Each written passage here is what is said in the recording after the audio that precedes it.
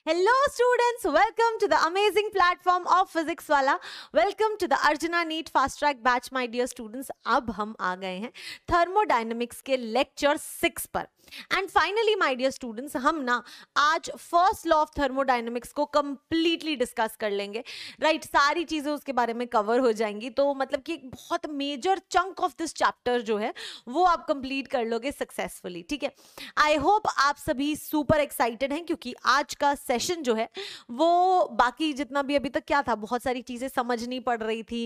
End of the lecture तक आते आते लगता था कि मैम दिमाग दर्द होने लग गया, नहीं समझ आ रहा है ना.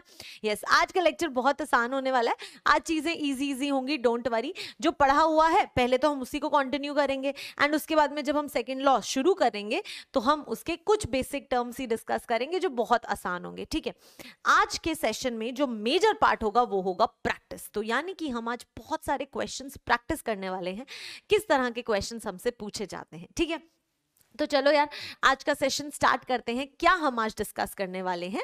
आज हम पढ़ने वाले हैं अबाउट द एडियाबैटिक प्रोसेस. जो एडियाबैटिक प्रोसेस हम डिस्कस कर रहे थे उसी को हम कंटिन्यू करेंगे. उसके बाद में हम एडियाबैटिक प्रोसेस में ही वर्क डन कैसे कैलकुलेट करते हैं, जैसे हमने आइसोथर्मल में कैलकुलेट किया था बिल्कुल वैसे ही हम एडियाबैटिक में भी वर्क डन कैलकुलेट करेंगे. ठीक है, यस, तो ये तो बहुत बढ़िया हो गया, कर लेंगे. फिर हम प्रैक्टिस प्रॉब्लम्स करेंगे, फिर हम सेकेंड लॉ करेंगे. अब सेकेंड लॉ के अंदर एंट्रोपी डिस्कशन इंपॉर्टेंट है, तो हम वो डिस्कशन करने वाले हैं. ठीक है, यस, तो आप सभी मेरे साथ एकदम पहले फुल तो जोश में आ जाओ. ठीक है, अगर तुम बिल्कुल ही बेमन से बैठे हो तो पहले खड़े हो, थोड़ा सा डांस करो उसके बाद में अपनी एनर्जी को एकदम हाईएस्ट पॉइंट पे रखो, और फिर मैम के साथ एकदम पॉजिटिव माइंड सेट के साथ अब सेशन को शुरू करो. ठीक है, यस, तो चलो यार शुरू करते हैं. क्या हम पढ़ने वाले हैं? देखो बेटा, लास्ट क्लास में मैंने आपको एक बहुत ही कॉम्प्लिकेटेड सी डेरिवेशन कराई थी, जिसको मैम देख के ना दर्द होने लग गया है ना. यस, तो बेटा मैंने आपको कहा था आपको डेरिवेशन याद करने की जरूरत नहीं है. राइट, आपको सिर्फ एक्सप्रेशन याद होना चाहिए. और वो एक्सप्रेशन क्या था पहले तो वो लिख लेते हैं, किस कंडीशन पे था पहले वो भी लिख लेते हैं. मैम हमने कंडीशन ली थी एडियाबैटिक. उसके बाद में मैम हमने रिवर्सिबल भी लिया था, यानी कि एडियाबैटिक रिवर्सिबल कंडीशंस में आप इस जो एक्सप्रेशन हम लिख रहे हैं उसको आप यूज कर सकते हो. सिर्फ और सिर्फ एडियाबैटिक होना चाहिए और रिवर्सिबल कंडीशन में. क्या एक्सप्रेशन था मैम? एक्सप्रेशन था that P V power gamma जो था वो कांस्टेंट के इक्वल था. आई होप आप सभी को याद होगा कि हमने ये एक्सप्रेशन जो है वो कल ही काफी कश्मकश करके ये हमने डिराइव किया था, है ना. हाँ बेटा, सिर्फ ये एक्सप्रेशन याद होना चाहिए, इसकी डेरिवेशन नहीं है. इंपॉर्टेंट डिस्क्लेमर बार बार बता रही हूं. ठीक है, यस, चलो. अगर आपको ये एक्सप्रेशन पता है तो आपको पता है कि गामा जो होता है यहाँ पे वो क्या होता है? पॉइजन्स रेशियो होता है. ध्यान से लिख लो अगर लिखना चाहते हो तो. पी क्या है? प्रेशर ऑफ गैस है. पी क्या है? Pressure of ideal gas. हम सारी चीजें किसकी ले रहे हैं? आइडियल गैस की ले रहे हैं. ठीक है, सिमिलरली बेटा वी क्या है? वॉल्यूम है आइडियल गैस की, तो volume of ideal gas. Similarly अगर आप यहां पे गामा की बात करेंगे तो बेटा वो है पॉइजन्स रेशियो.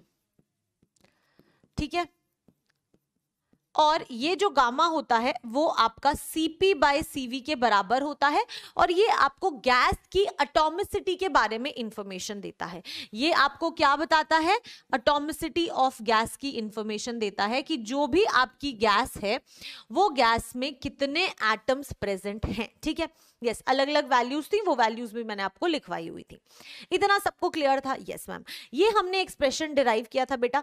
ये रिलेशन था आपका बिटवीन प्रेशर एंड वॉल्यूम. कब? जब एडियाबैटिक रिवर्सिबल प्रोसेस हो. लेकिन हो सकता है कि आपसे ये बोल दे कि आप एडियाबैटिक रिवर्सिबल प्रोसेस के लिए हमें रिलेशन बताओ बिटवीन वॉल्यूम एंड टेम्परेचर. तो क्या करोगे? अगर आपको रिलेशनशिप कैलकुलेट करना आ जाए बिटवीन वॉल्यूम एंड टेम्परेचर तो कैसे निकालोगे? तो भाई कुछ नहीं करना। अब मैम क्या हम फिर से पूरी डेरिवेशन करेंगे? नहीं नहीं नहीं। क्या हम फिर से एक्सप्रेशन याद करेंगे? नहीं नहीं नहीं। क्या करना है? सिर्फ और सिर्फ क्या करना, ये जो एक एक्सप्रेशन निकाला है पीवी की power gamma is equal to constant, इसको यूज करना, फिर आइडियल गैस इक्वेशन लिखना। आइडियल गैस इक्वेशन क्या थी? PV is equal to N R T. ठीक है, अब पता है क्या करना है? पता है क्या करना है? कुछ भी नहीं करना यार, इसमें वॉल्यूम का एक्सप्रेशन निकाल लो कितना आ रहा है, N R T by P आ रहा है। ठीक है, इसको लो फर्स्ट इक्वेशन और इस वॉल्यूम को फर्स्ट इक्वेशन में पुट कर दो। ठीक है, क्योंकि आपको क्या क्या चाहिए? आपको नहीं नहीं नहीं नहीं, आपको तो वॉल्यूम और टेम्परेचर के फॉर्म में ही रिलेशन चाहिए ना, तो फिर आपको क्या करना पड़ेगा बेटा? क्योंकि आपको वॉल्यूम चाहिए तो प्रेशर की वैल्यू निकाल लो, N R T by V. क्योंकि हमें प्रेशर नहीं चाहिए, हमें टेम्परेचर और वॉल्यूम चाहिए, तो हम P की वैल्यू निकाल लेंगे N R T by V और इसको इसके अंदर पुट कर दो। तो लिख दो पुट इन 1। जब आप इसको 1 में पुट करोगे तो क्या है? N R T by V. ठीक है, तो ये आ जाएगा N R T by V into V की power gamma is equal to a constant, some के कॉन्स्टेंट हमें नहीं पता। ठीक है, अब बेटा यहां पर ध्यान से देखो, ध्यान से देखो, एन आर और टी तो आ ही जाएगा, v की पावर गामा है, इसकी पावर 1 है, तो ये ऊपर जाएगा तो -1 हो जाएगा। हाँ, आपको पता है कि n और r जो होते हैं वो तो कांस्टेंट ही होते हैं। क्यों? क्योंकि नंबर ऑफ मोल्स हम कभी चेंज नहीं करते और गैस कांस्टेंट तो कांस्टेंट ही होता है। यानी कि अगर मैं k कांस्टेंट को अपॉन में n और r ले लूं तो ये भी एक कोई कांस्टेंट ही होगा, डबल के डबल डैश लिख सकती हूँ इसको। हाँ, तो यानी कि बेटा यहां से आपका एक्सप्रेशन आ गया t v की power gamma -1 is equal to K dash upon N R. ऐसे लिख लो, k अपॉन एन आर। ठीक है, यहां से आ जाएगा टी वी की पावर गामा -1 जो है वो एक के डबल डैश कांस्टेंट के इक्वल है। तो ये आ गया आपका सेकंड एक्सप्रेशन। ये क्या आ गया आपका? सेकंड एक्सप्रेशन टेम्परेचर और वॉल्यूम की टर्म्स में। कोई दिक्कत हुई? कोई दिक्कत हुई? मैंने पता है क्या किया, मेरे को सिर्फ एक ही एक्सप्रेशन आता था जो था पीवी की पावर गामा जो होता है वो कांस्टेंट होता है। अब वो मेरे को कहता कि नहीं, तुम्हें प्रेशर और वॉल्यूम का रिलेशन नहीं बताना, तुम्हें एडियाबैटिक रिवर्सिबल के लिए वॉल्यूम और टेम्परेचर का बताना है। तो अब मैं सारी डेरिवेशन फिर से थोड़ी करूंगी, क्या करूंगी?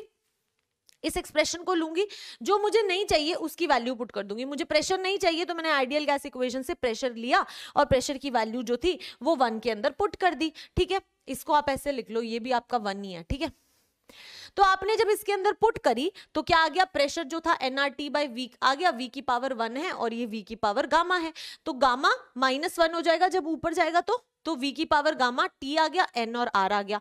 आपको पता है नंबर ऑफ मोल्स और गैस कांस्टेंट तो कभी बदलता ही नहीं है, वो तो हमेशा ही कांस्टेंट होते हैं। तो हमने कहा ये तो कांस्टेंट ही होते हैं, तो k अपॉन nr भी एक कांस्टेंट के वैल्यू के इक्वल ही होगा, तो ये इसके बराबर है, तो यहां से आपकी रिलेशन आ गई।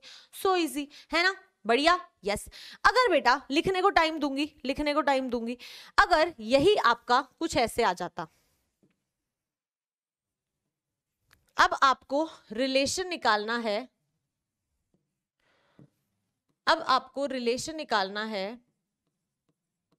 बिटवीन प्रेशर और वॉल्यूम आ गया, टेम्परेचर और वॉल्यूम आ गया, तो प्रेशर और टेम्परेचर के बीच में, प्रेशर एंड टेम्परेचर के बीच में। चलो पहले ये ट्राई करो, तब तक मेरे को गर्मी लगने लगी है, मैं एसी ऑन करती हूँ, ये ट्राई करो तब तक। एक सेकेंड रुको, उधर से एसी ऑन होगा, करो इसको, ट्राई करो, कर सकते हो तुम, बहुत आसान है। ठीक है, बस अब सोच लो, मैंने जैसे ये वाला एक्सप्रेशन निकाला था ना वैसे ही निकालना है। कैसे करोगे?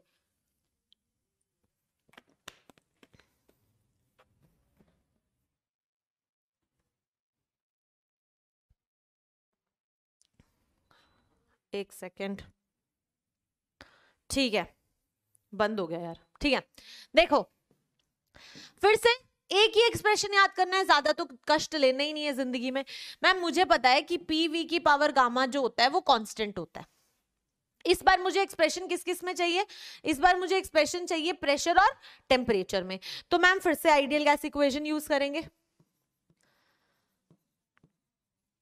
और क्या कर देंगे? PV is equal to nRT। इस बार वॉल्यूम नहीं चाहिए तो वॉल्यूम का एक्सप्रेशन निकाल लो, nRT बाय P। ठीक है, ये आपकी कौन सी इक्वेशन थी, सेकंड वाली थी, तो सेकंड में पुट कर दो, पुट इन 2। जब 2 में पुट करोगे तो क्या आ जाएगा, यहां पे ग्रीन कलर होता था, कहां गया, अच्छा ग्रीन कलर, ये बढ़िया है, ठीक है।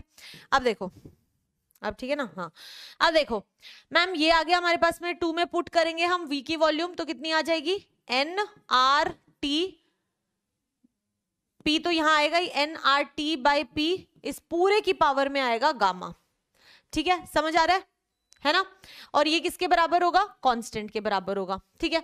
अब जो जो दिख रहा है वो लिख लो, P इंटू एन की पावर गामा, R की पावर गामा, T की पावर गामा, अपॉन बेटा P की पावर भी गामा, है ना। ये किसके बराबर आएगा, कांस्टेंट के बराबर आएगा। अब देखो P की पावर 1 है, P की पावर गामा है, तो ऊपर जाएगा तो 1 माइनस गामा हो जाएगा, हाँ, तो P की पावर 1 माइनस गामा, यहां पे आ जाएगा T की पावर गामा, ये किसके बराबर आ जाएगा, K अपॉन N की पावर गामा, R की पावर गामा। अब बेटा गामा एक पर्टिकुलर गैस के लिए तो एक कांस्टेंट वैल्यू ही होगी, हाँ, तो क्या मैं ये कह सकती हूं, बेटा कि N की पावर गामा और R की पावर गामा जो होगा वो भी एक कांस्टेंट के बराबर ही होगा, ये भी एक कांस्टेंट के बराबर ही होगा, है ना, यस।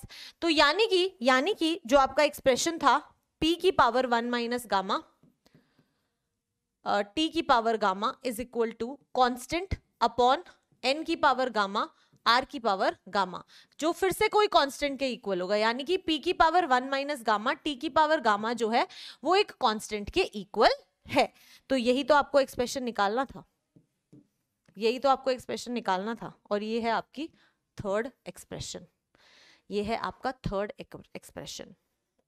सो इजी है ना, ठीक है, समझ आया, यस बेटा ऐसे करना है, एक ही एक्सप्रेशन याद करना है, बाकी के इसी से निकाल लेना आइडियल गैस इक्वेशन पुट कर करके। तो 3 जो एक्सप्रेशंस हमने निकाले वो क्या क्या थे, मुझे सिर्फ एक ही याद रहता है। फर्स्ट एक्सप्रेशन था, सबसे पहले एडियाबैटिक रिवर्सिबल में ही अप्लाई होते हैं, एडियाबैटिक रिवर्सिबल प्रोसेस के लिए है सिर्फ, बार बार इसलिए स्ट्रेस कर रही हूं कहीं पे इरिवर्सिबल में लगा दिया ना तो सब खराब हो जाएगा, ठीक है। तो ये सिर्फ एडियाबैटिक रिवर्सिबल प्रोसेस के लिए होते हैं। और एक्सप्रेशंस क्या हैं, पहला है पीवी की power gamma is equal to constant, और जिंदगी में बस यही याद रखना है। इसके बाद में दूसरा एक्सप्रेशन हमने निकाला था कि टी वी की पावर गामा -1 जो होगा वो कांस्टेंट के इक्वल होगा। तीसरा एक्सप्रेशन हमने निकाला P की पावर 1 माइनस गामा, T की पावर गामा जो है वो कांस्टेंट के इक्वल है, बस इतना।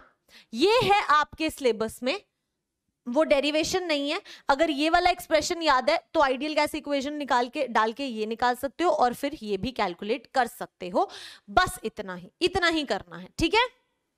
This is important. चलो बहुत बढ़िया बेटा, इसको लिख लो फिर हम आगे बढ़ेंगे। काफी गंदी इंपॉर्टेंट की स्पेलिंग लिखी है मैम ने, अब ठीक है। चलो इसको लिख लो सारा का सारा अच्छे से, फिर हम आगे बढ़ेंगे। यहां से हमने शुरू किया था,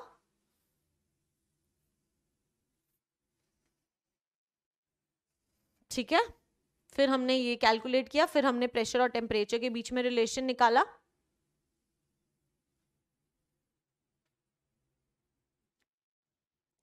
चलो बहुत बढ़िया, ठीक है। ये था अभी तक हमने जो कैलकुलेट करा है। अब आगे चलते हैं थोड़ा, ठीक है। नेक्स्ट है बेटा आपके सामने एक क्वेश्चन है। अब इस क्वेश्चन को ध्यान से पढ़ो और ट्राई करो कि आप ये कैसे सॉल्व करोगे। क्या कहता है क्वेश्चन, कहता है that calculate dp/dv for isothermal process of ideal gas, ठीक है। आइसोथर्मल प्रोसेस है आइडियल गैस का, आइडियल गैस का आइसोथर्मल प्रोसेस है और आपको dp/dv कैलकुलेट करना है, ठीक है। तो पहली चीज तो मुझे ये दी हुई है कि आइसोथर्मल दिया हुआ है, तो अगर मुझे आइसोथर्मल दिया हुआ है यानी कि मैम टेम्परेचर होगा कांस्टेंट, यानी कि मैम टेम्परेचर होगा कांस्टेंट। आइसोथर्मल मतलब टेम्परेचर होगा कांस्टेंट। आइडियल गैस बोला है तो आइडियल गैस इक्वेशन लगा दो, PV is equal to nRT। अब यहाँ पे बेटा क्या क्या चीजें कांस्टेंट होगी, N तो हमेशा ही कांस्टेंट होता है, R भी कांस्टेंट है और T भी कांस्टेंट है, यानी कि मैम हम यहाँ से कह सकते हैं कि PV जो है वो एक K कांस्टेंट के बराबर है। आपको dp/dv कैलकुलेट करना है, यानी कि बेटा आपको करना पड़ेगा डिफरेंशिएशन। अब मैं आपको बताती हूँ आप डिफरेंशिएशन कैसे करोगे। जब आप डिफरेंशिएशन करते हो तो d of x X Y जब आप इंटीग्रेट डिफरेंशिएट करते हो तो आप कहते हो एक्स बाहर ले लो, एक दूसरे का इंटीग्रेशन कर दो, एक को बाहर ले लो दूसरे का, सॉरी एक को बाहर ले लो दूसरे का डिफरेंशिएशन कर दो, फिर प्लस लगा दो, ठीक है। फिर बेटा जिसका डिफरेंशिएशन कर दिया उसको बाहर ले लो और जो कांस्टेंट रखा था उसको अंदर ले लो, तो यानी कि y dx ये हम यूज करने वाले हैं, ऐसे हम इंटीग्रेट करते हैं। तो अगर आप इसका डिफरेंशिएशन करोगे तो आप कहोगे d ऑफ पी वाई जो होगा वो k कांस्टेंट के बराबर होगा, v है भाई, d p v है, ठीक है। अब एक को कांस्टेंट ले लो, तो मान लो मैंने p को कांस्टेंट ले लिया तो dv लिखना पड़ेगा, प्लस बेटा मान लो मैंने v को कांस्टेंट लिया तो मुझे dp लिखना पड़ेगा, और ये क्या होगा बेटा, डिफरेंशिएशन एक कांस्टेंट वैल्यू का ना हमेशा जीरो होता है, तो यानी कि ये आ जाएगा जीरो। आपको यहाँ पे लिखना है तो आप यहाँ पे लिख सकते हो। दूसरा हमने क्या यूज किया, डिफरेंशिएशन कोई भी k कांस्टेंट का जो होता है वो हमेशा जीरो होता है। जब भी आप कोई कांस्टेंट वैल्यू का डिफरेंशिएशन करते हो, जैसे आप 2 का डिफरेंशिएशन करो, सिर्फ 2 का, 3 का, 4 का, 5 का, जो कांस्टेंट वैल्यूज होती हैं उनका डिफरेंशिएशन जीरो होता है, ठीक है। तो हमने ये यूज किया तो ये कांस्टेंट का डिफरेंशिएशन जीरो आ गया, ठीक है। तो यहां से हम क्या कह सकते हैं, अब क्या करो, आप v dp लिख दो और इसको उधर ले जाओ, तो ये हो जाएगा माइनस p dv। अब बेटा हमें dp और dv को नीचे ले आओ और माइनस p बाय v आ जाएगा। ये एक्सप्रेशन आया कि नहीं, ये आया कि नहीं। हमें dp बाय dv की वैल्यू निकालनी थी, कितनी आ गई, माइनस p बाय v, कितनी आ गई, माइनस p बाय v, ठीक है। तो ये हमने आंसर निकाल दिया। इसने कहा आइसोथर्मल प्रोसेस के लिए, एक आइडियल गैस के लिए आपको dp बाय dv की वैल्यू निकालनी है। कैसे निकाली, आइडियल गैस आइसोथर्मल था, टेम्परेचर कांस्टेंट था, तो ये आइडियल गैस इक्वेशन बनी। डिफरेंशिएशन करेंगे तो एक को कांस्टेंट लेते हैं, दूसरे का डिफरेंशिएशन करते हैं, ये निकाला, कांस्टेंट का डिफरेंशिएशन जीरो होता है, जीरो कर दिया, तो यहां से क्रॉस मल्टीप्लाई किया तो dp बाय dv जो है वो माइनस p बाय v के बराबर आ गया। ये किस केस में आया, ये आया आइसोथर्मल के केस में, ठीक है। ये आपका आइसोथर्मल के केस में आया है, ठीक है। अब मैं क्या बताना चाहती हूं उसको ध्यान से सुनना, ठीक है। इसको लिखो पहले, तो इसको लिख लो, ठीक है, लिख लिया होगा। अब देखो बेटा, आइसोथर्मल और एडियाबैटिक को अब हम कंपेयर करेंगे, ठीक है। ये लो, यहां पे लिख रही हूं आइसोथर्मल और यहां पे लिख रही हूं एडियाबैटिक रिवर्सिबल,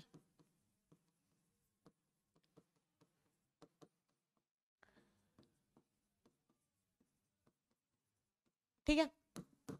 चलो अब देखो बेटा, ये है आपका आइसोथर्मल केस। आइसोथर्मल के केस में हमने अभी कैलकुलेट किया कि dp बाय dv जो है वो dp बाय dv जो है वो किसके इक्वल आता है, माइनस p बाय v के बराबर आता है। अभी कैलकुलेट किया, देखो dp by dv minus p by v के बराबर आता है। एडियाबैटिक में अगर आपको थोड़ा सा याद है बेटा, एडियाबैटिक में अगर आपको थोड़ा सा याद है तो हमने एक ऐसा एक्सप्रेशन कैलकुलेट किया था जब डेरिवेशन कर रहे थे, dp by p is equal to minus gamma dv by v। ये एक्सप्रेशन हम कैलकुलेट कर रहे थे, है ना। ये एक्सप्रेशन आया था जब वो डेरिवेशन की थी, तो इतना एक्सप्रेशन याद होगा। फिर मैंने पता है क्या किया था, और याद दिला देती हूँ, फिर मैंने इंटीग्रेट कर दिया था और फिर हमने एक्सप्रेशन निकाला था। तो ये एक्सप्रेशन आपका एडियाबैटिक रिवर्सिबल में आता है, ठीक है। अगर हम इसको थोड़ा सा और क्रॉस मल्टीप्लाई कर दें तो ये हमारा एक्सप्रेशन dp बाय dv आ जाएगा minus gamma p by v के इक्वल, ठीक है। तो आइसोथर्मल के केस में तो dp बाय dv आता है माइनस p बाय v के बराबर, और एडियाबैटिक में dp बाय dv आता है minus gamma into dp by dv के बराबर, ठीक है। हाँ चलो मैम इतना भी समझ आ रहा है, चलो मैम इतना भी समझ आ रहा है। अब इसका सेंस क्या है, इसका मतलब क्या है, हमें वो समझा दो, ठीक है। तो जरूर आपको इसका सेंस समझाएंगे, बस एक सेकेंड मुझे इसे डिलीट कर लेने दो, ठीक है। इसको यहीं तक समझना था, ठीक है, इसको यहां से यहां तक ऐसे कर देते हैं। चलो अब बेटा इसका सेंस क्या था, मैम ने ये क्यों बताया आपको वो मैं बताऊंगी। बेटा जब आप आइसोथर्मल के लिए प्लॉट बनाते थे तो आप कैसे बनाते थे? जब हम आइसोथर्मल के लिए ग्राफ बनाते थे तो हम कहते थे कि ये प्रेशर ऑफ द गैस होता है, ये वॉल्यूम ऑफ द गैस होता है, ठीक है। और मैम dp बाई dv क्या देता है बेटा? dp बाई dv ये एक्चुअली आपको एक स्लोप देता है, यानी कि ये जो स्लोप है ये वाली ये होती है आपकी dp बाय dv, यानी कि कितना चेंज प्रेशर में आया है और कितना चेंज वॉल्यूम में आया है वो आपको dp बाय dv बताता है।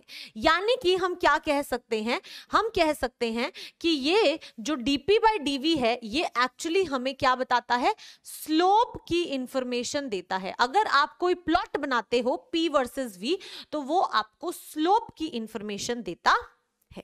ये बात समझ आ रही है कि ये आपको स्लोप की इंफॉर्मेशन देगा। अगर बेटा आप स्लोप की बात करो तो दोनों ही स्लोप्स नेगेटिव हैं, ये भी माइनस है ये भी माइनस है। ये बात तो मैम मुझे समझ आ रही है। अगर मैं आपसे पूछूं कि मैग्नीट्यूड वाइज बेटा dp बाय dv आइसोथर्मल है आपके पास और dp बाय dv एडियाबैटिक है, रिवर्सिबल, ठीक है, एडियाबैटिक रिवर्सिबल, ठीक है। तो बेटा दोनों में से मैग्नीट्यूड, क्योंकि नेगेटिव तो दोनों ही है, स्लोप तो नेगेटिव ही आएगी, पर क्वेश्चन मेरा ये है कि दोनों में से स्लोप का मैग्नीट्यूड किसका ज्यादा है? किसका मैग्नीट्यूड ज्यादा है? ये है p बाय v और वो है gamma into P by V. और गामा जो होता है वो हमेशा मोर देन 1 होता है। गामा की वैल्यू हमेशा मोर देन 1 होती है। शायद आपको याद होगा 1.67 आया था जब मोनोएटॉमिक होता है, जब डायएटॉमिक होता है तो 1.4 आया था, और जब आपका ट्राई एटॉमिक होता है तो 1.3 के आसपास आई थी, यानी कि 1 से हमेशा ज्यादा होगी वैल्यू। तो अगर अल्फा की वैल्यू 1 से ज्यादा है तो मैम ये वाला मैग्नीट्यूड जो होगा वो हमेशा p बाय v से ज्यादा होगा, क्योंकि एक से ज्यादा नंबर मल्टीप्लाई हो रहा है। यानी कि अगर आपसे कोई पूछे कि 2 और 2 अगर मैं इसको 1.5 से मल्टीप्लाई कर दूं तो कौन सी वैल्यू ज्यादा होगी? आप कहोगे ना ये वैल्यू ज्यादा होगी। जब ये और ये सेम है तो अगर यहाँ पे कोई 1 से बड़ा नंबर मल्टीप्लाई हो रहा होता है तो ये वैल्यू बड़ी हो जाती है ना। तो यानी कि मैम यहां से हम कहें तो ये वाला मैग्नीट्यूड ज्यादा होगा। तो बेटा नेगेटिव में स्लोप किसकी ज्यादा होगी? आप कहोगे मैम नेगेटिव में स्लोप जो है वो एडियाबैटिक रिवर्सिबल प्रोसेस की ज्यादा होगी एज कंपेयर टू आइसोथर्मल। तो यानी कि अगर मैंने आपके सामने ऐसे दो प्लॉट्स बनाए हैं तो इन दोनों में से बेटा आइसोथर्मल का कौन सा होगा और एडियाबैटिक का कौन सा होगा, जरा मुझे ये बता दो। आप क्या कहोगे? मैम जितना ज्यादा स्लोप नेगेटिव। अब स्लोप भी समझ लो, अगर मैथ्स में स्लोप नहीं आती तो बेटा ये स्लोप जो होती है वो कम होगी, और ऐसे जितनी ज्यादा होती है ऐसे तीखी। स्लोप कैसे समझोगे? ऐसे सोचो जब आप माउंटेन्स पे चढ़ते हो तो बेटा ऐसा माउंटेन होता है तो ठीक है मैम आराम से हम इस पे चढ़ सकते हैं, उसकी स्लोप कम है।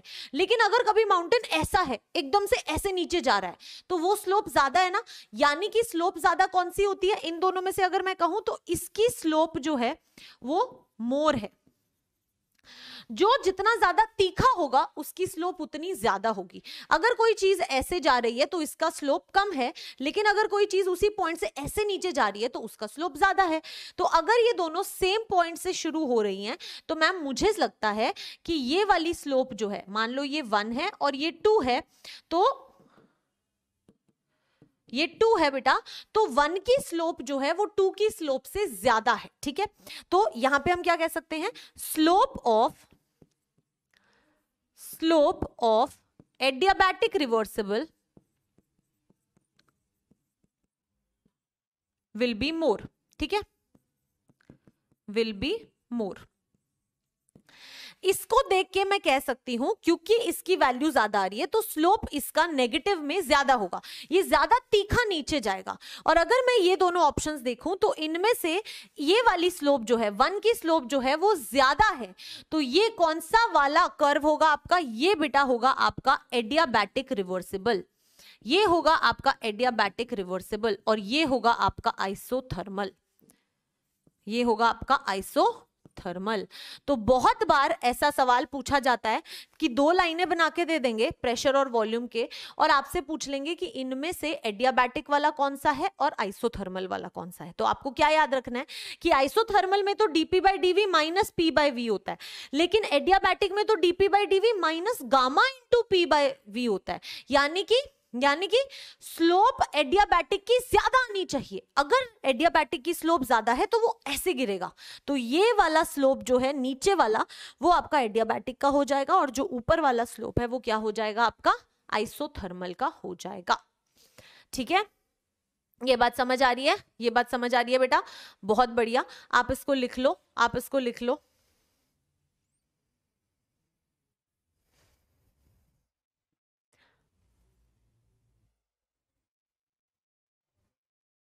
लिख लिया?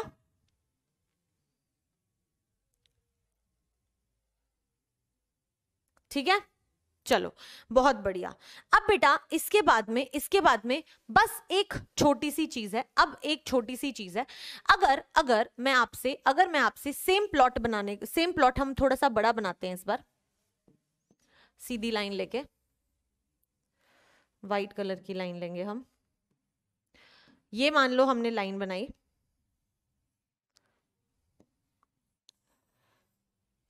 ठीक है। अब देखो, ये है मान लो प्रेशर और ये है आपकी वॉल्यूम, ठीक है। हमने अभी अभी सीखा कि अगर आप सेम पॉइंट से अगर कोई आप ऐसा प्लॉट बना रहे हो और आप एक ऐसा प्लॉट बना रहे हो, तो सेम पॉइंट पे जब होते हैं तो ये वाली जो पार्ट होता है, क्योंकि ये स्लोप है, तो ये आपका ऐसे कह दो, ऐसे लिख दो, ये आपका एडियाबैटिक रिवर्सिबल होगा, ठीक है। और ये आपका आइसोथर्मल होगा। अभी हमने सीखा ये वाली बात, क्योंकि हम कैसे बोल सकते हैं, dp/dv of isothermal is equal to minus p/v, लेकिन dp/dv एडियाबैटिक रिवर्सिबल जो है वो क्या होता है, माइनस गामा p/v, है ना? यस। तो ये चीज हमने सीख ली, और ये आपके बहुत काम आएगी। अब बताती हूँ एक और बड़ी चीज, इंटरेस्टिंग है, अभी समझना है तो अभी समझ लो, आगे फिर से समझाऊंगी। है तो p/v ही, है ना? और वर्क डन कैसे निकालते हैं, वर्क डन कैसे होता है, p इंटू v। हमने सीखा था कि जो भी एरिया अंडर दी कर्व होता है वो हमें वर्क डन देता है।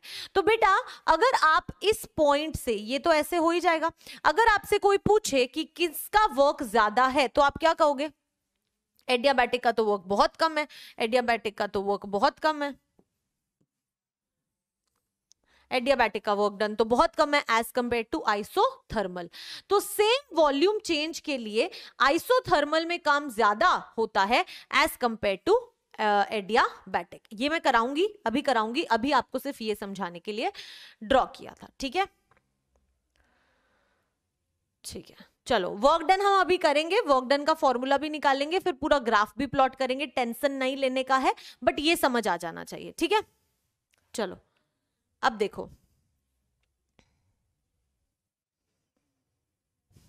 नाउ माय डियर स्टूडेंट्स, जो हम कैलकुलेट करने वाले हैं that is work done in case of reversible adiabatic process. अब मैंने आपको कहा था कि हम वर्क डन कैलकुलेट करेंगे हर एक प्रोसेस के अंदर, तो अब हम आइसोथर्मल में सब कुछ कर चुके हैं, अब हम एडियाबैटिक में करेंगे। एडियाबैटिक में हम वर्क डन कैलकुलेट करेंगे रिवर्सिबल और इरिवर्सिबल। इरिवर्सिबल बहुत आसान है, मैं हूं ना, टेंशन नहीं का, ठीक है। अब देखो बेटा कैसे करेंगे, वही जो हमने शुरू में पढ़ा था। मैम अगर हम वर्क डन कैलकुलेट कर रहे हैं और एडियाबैटिक के लिए कर रहे हैं, तो एडियाबैटिक की कंडीशन होती है कि हीट ट्रांसफर होता है 0। तो मैम हीट ट्रांसफर को कर दो 0, मैम ने कर दिया हीट ट्रांसफर को 0।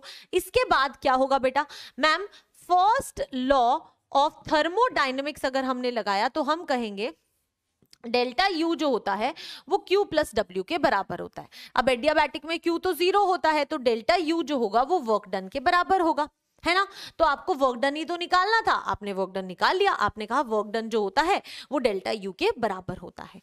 अभी बेटा कल की क्लास में ही हमने एक चीज सीखी थी कि डेल्टा यू जो होता है वो N C V delta T के बराबर होता है।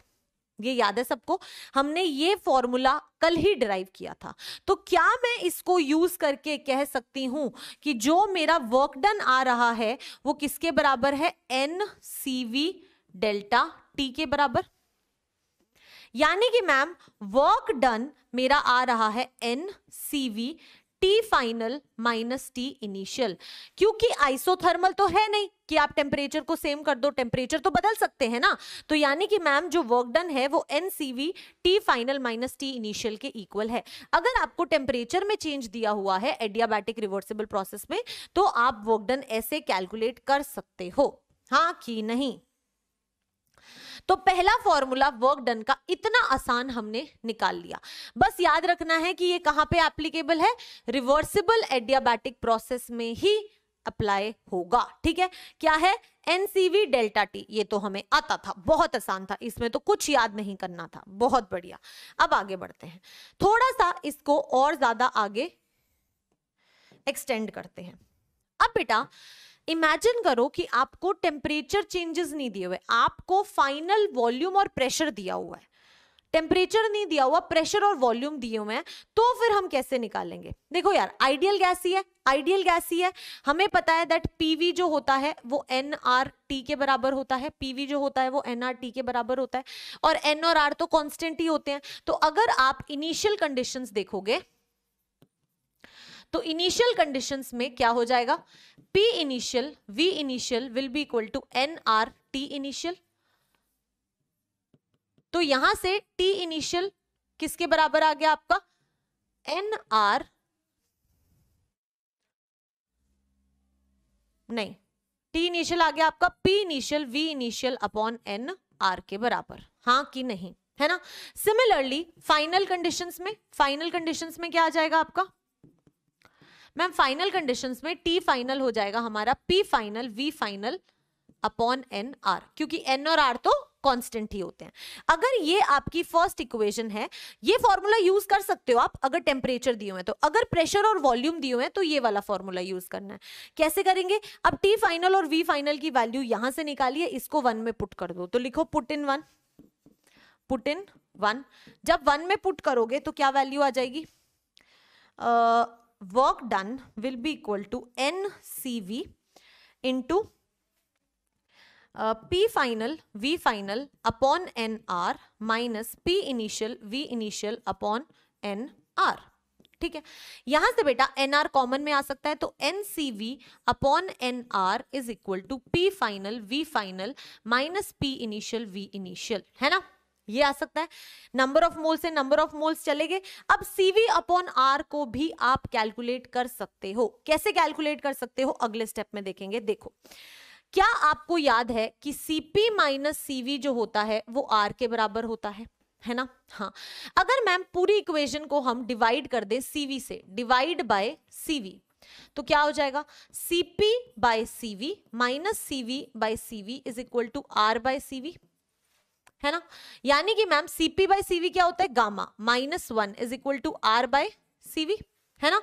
यस, अब देखना पीछे वाला एक्सप्रेशन, ये है आपका, ये एक्सप्रेशन को मैं लिख देती हूं फिर से, work done is equal to CV by R, work done is equal to CV by R P final V final minus P initial V initial, है ना।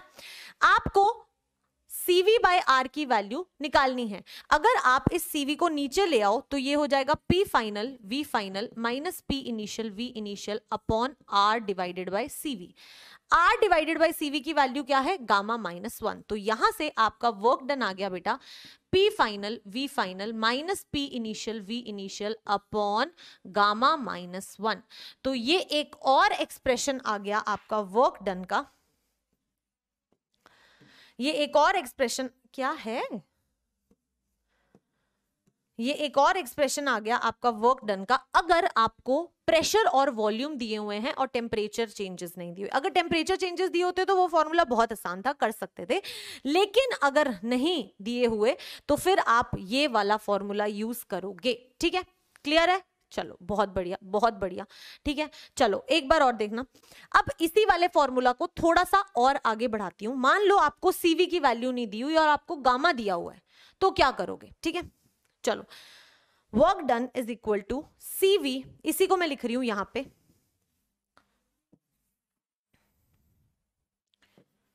मान लो आपको बोला work done is equal to N C V T final minus T initial.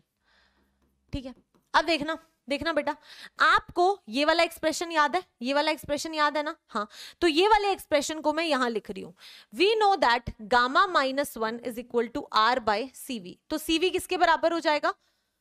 Gamma R by gamma minus 1, ऐसे लिख सकते हैं सीवी को। हाँ, तो इस वाले फॉर्मूला में सीवी की वैल्यू पुट कर दो, तो वर्क डन जो हो जाएगा वो आ जाएगा N R into T final minus T initial upon gamma minus 1। ठीक है, तो अगर कभी आपको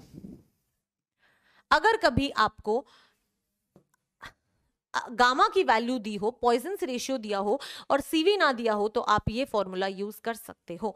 तो है तो एक ही फॉर्मूला, बस उसको अलग अलग तरीके से यूज किया है, इसलिए मैं कभी नहीं कहूंगी कि फॉर्मूला रटो। अगर आपको डिराइव करना आ गया तो फॉर्मूला रटने की जरूरत ही नहीं पड़ेगी। ठीक है, ये 3 एक्सप्रेशंस हैं जो आप वर्क डन के लिए कैलकुलेट करते हैं। ठीक है, क्या किया एक बार फिर से सुनते हैं, एक बार सुनो क्या किया मैंने कहा कि अगर एडियाबैटिक प्रोसेस है तो Q 0 होगा। अगर Q 0 होगा तो फर्स्ट लॉ ऑफ थर्मोडायनामिक्स से जो वर्क डन होगा वो इंटरनल एनर्जी में चेंज होगा।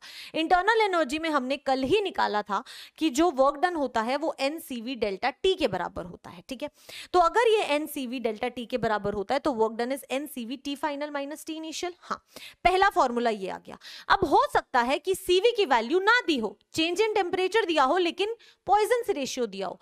तो पॉइजन्स रेशियो अगर दिया हुआ है बेटा, तो ये वाला जो इक्वेशन था, ये जो यूज किया था आपने CP माइनस CV, यहां से आप CV की वैल्यू निकालोगे जो R बाय गामा माइनस 1 आएगी, तो उस CV की वैल्यू पुट कर देना, आपके पास ये एक्सप्रेशन आ जाएगा। 2 एक्सप्रेशंस निकल गए। तीसरा कैसे निकला? तीसरा कहता कि अगर मान लो आपको टेम्परेचर्स नहीं दिए हुए, आपको प्रेशर और वॉल्यूम दिए हैं, तो आप कह दो आइडियल गैस इक्वेशन से ये एक्सप्रेशन आएगा, ये आएगा, उसको उसके अंदर पुट करो, CV बाय R की वैल्यू आपने यहां से निकाली और इस फॉर्मूला के अंदर पुट की, तो आपकी का एक्सप्रेशन आ गया। फॉर्मूला रटने की जरूरत नहीं है, अगर खुद से डिराइव करोगे तो आ जाएगा, कोई दिक्कत नहीं होगी, बहुत आसानी से आ जाएगा, लेकिन प्रैक्टिस करनी पड़ेगी। थर्मोडायनेमिक्स में सबसे ज्यादा लिख लिख के प्रैक्टिस करने से ही चीजें समझ आती। ठीक है, ठीक है, तो ये आपके रिवर्सिबल के 3 एक्सप्रेशंस हैं जो आपको या तो याद होने चाहिए या फिर आपको डिराइव करने तो आने ही चाहिए। ठीक है, लिख लो इनको, फिर हम आगे बढ़ेंगे।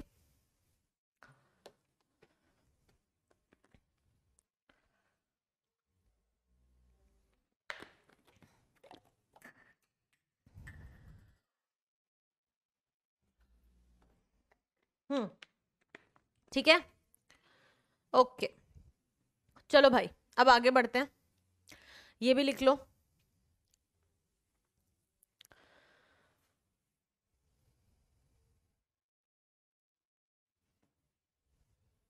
ठीक है, चलो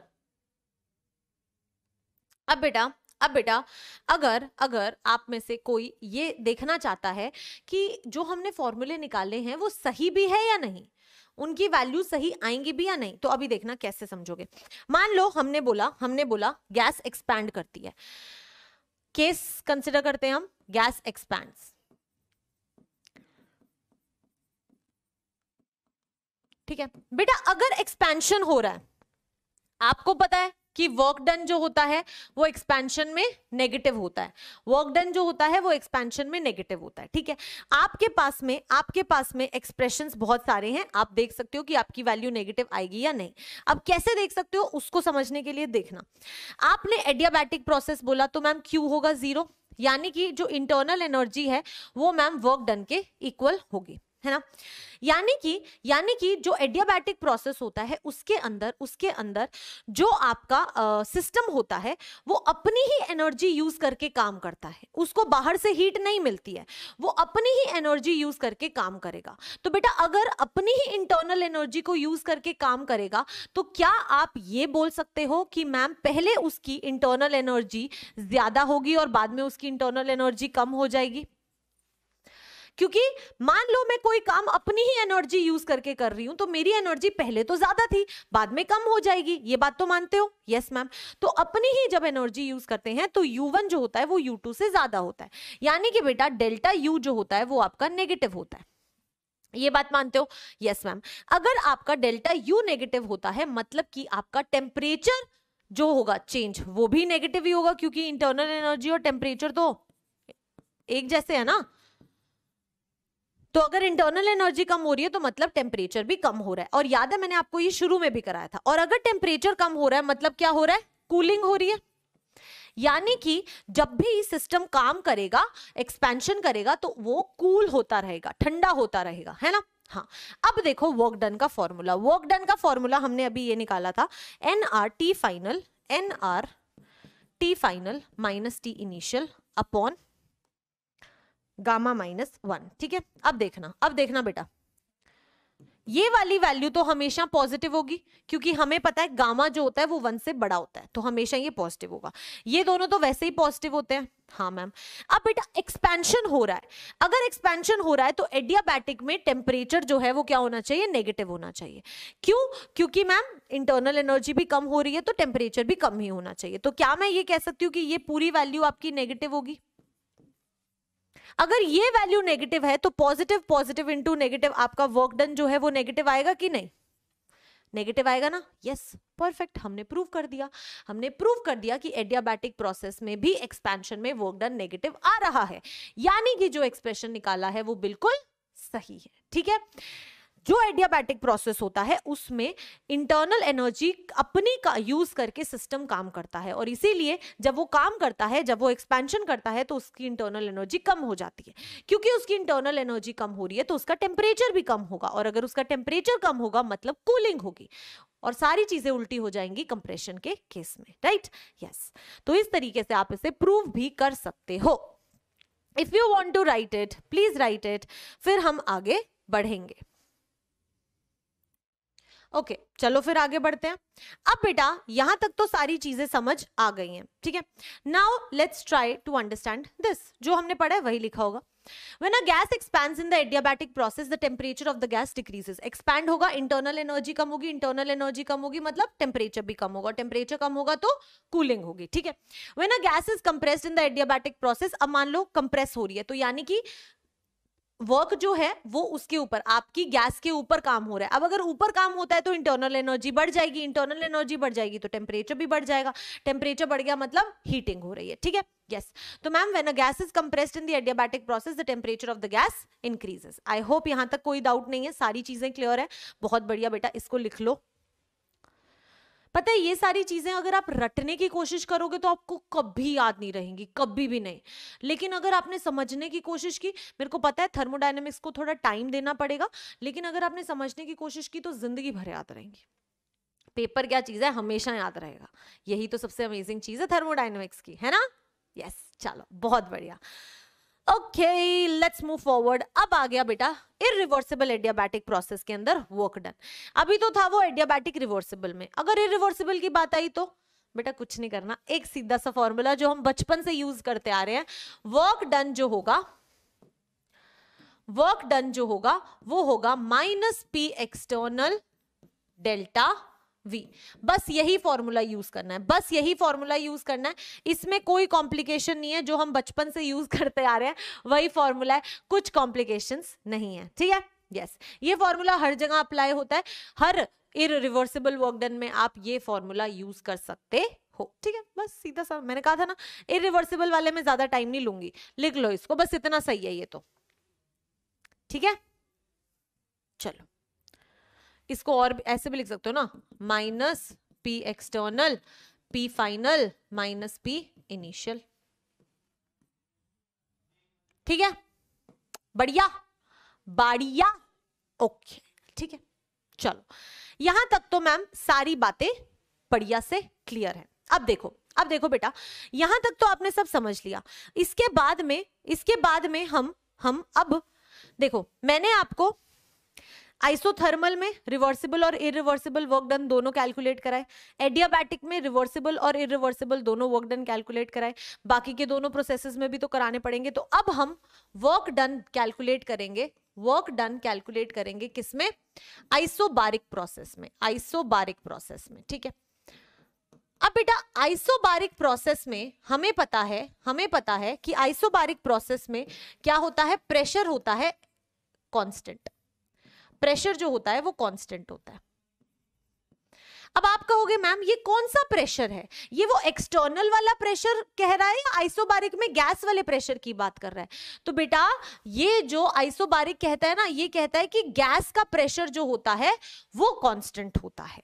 आइसोबारिक में गैस का प्रेशर कांस्टेंट होता है, ठीक है। तो चलो अगर हम आइसोबारिक में इररिवर्सिबल वर्क डन कैलकुलेट करें तो इररिवर्सिबल वर्क डन कितना होगा? हमें पता है कि एक फॉर्मूला जो हर जगह लगता है वो है minus P external delta we. आप कहोगे मैम ये वाला फॉर्मूला, तो क्या हम ये वाला फॉर्मूला लगा सकते हैं? क्योंकि यहां पे पी एक्सटर्नल है, ठीक है, और आपको पता है कि इरिवर्सिबल वर्क डन में एकदम लास्ट मोमेंट पे जाके एक्सटर्नल प्रेशर गैस के प्रेशर के इक्वल हो जाता है। यानी कि ma'am at last step P external जो होता है वो हमारा गैस के प्रेशर के इक्वल हो जाता है ना? हाँ। और बेटा आइसोबारिक में गैस का प्रेशर पूरा टाइम कांस्टेंट रहता है, तो यानी कि ये वैल्यू पूरा टाइम कांस्टेंट रहती है, तो इनडायरेक्टली बेटा आपका एक्सटर्नल प्रेशर गैस के प्रेशर के हर टाइम इक्वल होगा। तो आप ये वाला फॉर्मूला यूज कर सकते हो। तो आपकी जो भी गैस का प्रेशर आएगा वही आपके एक्सटर्नल प्रेशर के इक्वल हो सकता है, क्योंकि लास्ट मोमेंट हो या फर्स्ट मोमेंट हो, आइसोबारिक में तो हमेशा ही इक्वल होता है। तो ये फॉर्मूला लग जाएगा, और ये तो हर इरिवर्सिबल वर्क डन में लगता है, मैम ने आपको बताया ही था, ठीक है। चलो इसके बाद में जो थोड़ी सी कॉम्प्लिकेशन आएगी वो किस में आएगी? मैम अगर हमें रिवर्सिबल वर्क डन निकालना होता तो बेटा अगर आप रिवर्सिबल वर्क डन कैलकुलेट कर रहे हो तो रिवर्सिबल वर्क डन में ध्यान से सोचना क्या होगा। रिवर्सिबल वर्क डन में जो गैस का प्रेशर होता है, जो आपका P ऑफ गैस होता है, वो आपका हर पॉइंट पे एक्सटर्नल प्रेशर के इक्वल होता है, एट एवरी पॉइंट। हाँ कि नहीं? यस मैम, बिल्कुल सही है।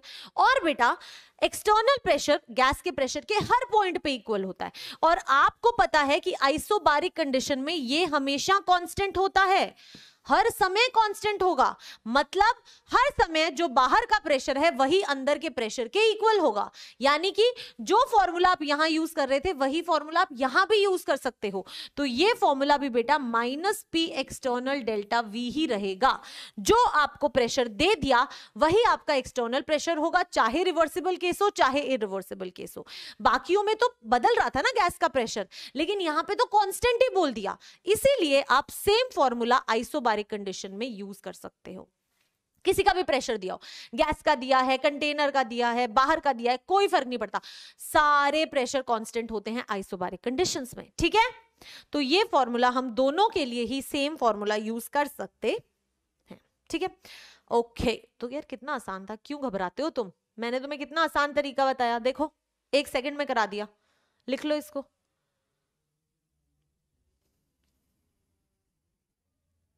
ठीक है। चलो अगर यहां तक समझ आया तो नेक्स्ट वाला भी समझ आ जाएगा। अब अगर आपको वर्क डन कैलकुलेट करना है आइसोकोरिक कंडीशंस में, अगर आइसोकोरिक प्रोसेस है तो मैम आइसोकोरिक का मतलब होता है वॉल्यूम होती है कांस्टेंट। अब अगर वॉल्यूम कांस्टेंट है तो इसका मतलब है कि डेल्टा वी जो है वो क्या होगा? 0। तो डेल्टा वी 0 होगा। Yes ma'am. अगर बेटा डेल्टा वी 0 है तो वर्क डन का जो फॉर्मूला जिससे हम शुरुआत करते थे वो क्या होगा? ये 0 है। तो यानी कि वर्क डन चाहे रिवर्सिबल हो चाहे इरिवर्सिबल हो हमेशा क्या होगा? 0। आइसोकोरिक प्रोसेस के अंदर वॉल्यूम चेंज होता ही नहीं है तो वर्क डन भी नहीं होगा, ठीक है। तो चाहे रिवर्सिबल इरिवर्सिबल कोई भी वर्क डन नहीं होगा आइसोकोरिक प्रोसेस में। लिख लो इसको।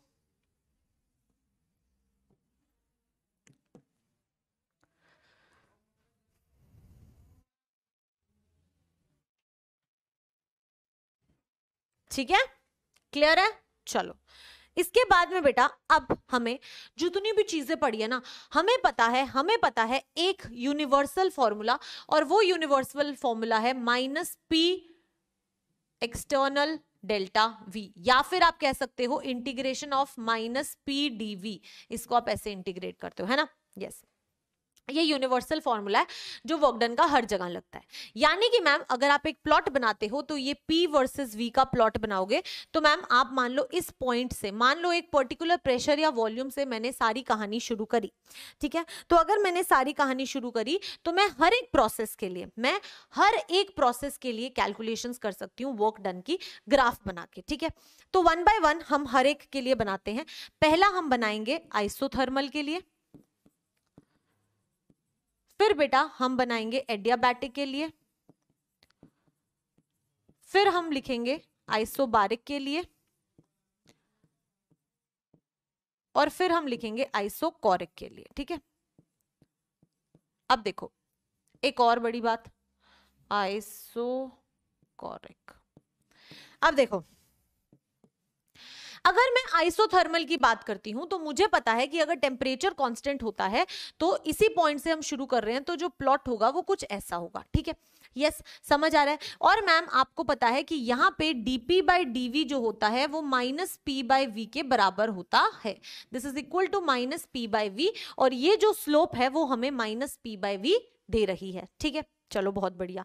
नेक्स्ट बेटा अगर आप एडियाबैटिक के लिए बात करते हो तो आप कहोगे मैम एडियाबैटिक के लिए dp बाई dv जो होता है, इसको मैं दूसरे कलर से लिखती हूँ मैम, dp बाई dv जो होता है वो minus gamma of p by v के बराबर होता है। यानी कि मैम नेगेटिव स्लोप जो होती है वो आपकी आइसोथर्मल से ज्यादा स्टीप होती है।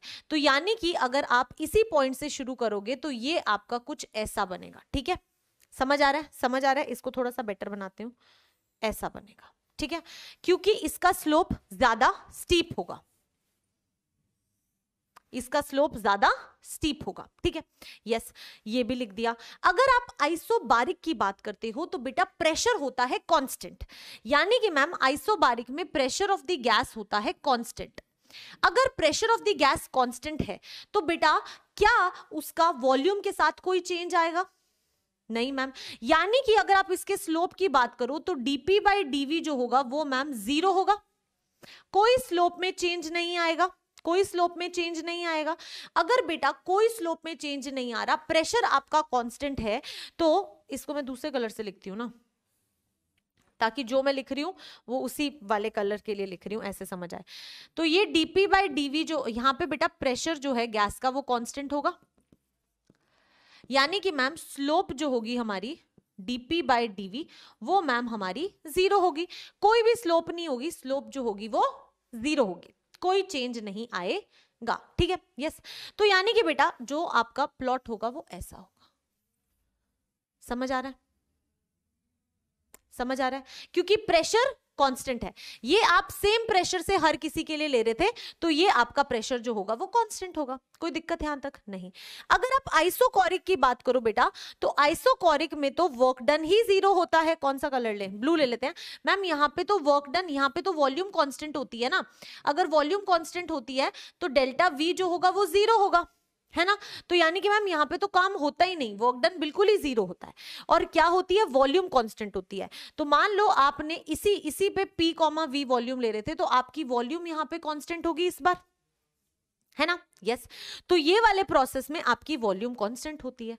समझ आ रहा है? यस, तो यहां से हम क्या कह सकते हैं, इस वाले पार्ट को ऐसे समझ आ गया आपको। अब देखो, अब आपको समझना क्या है, ये कौन सा प्रोसेस है, ये है आइसोबारिक, ठीक है। ये कौन सा प्रोसेस है, आइसोथर्मल।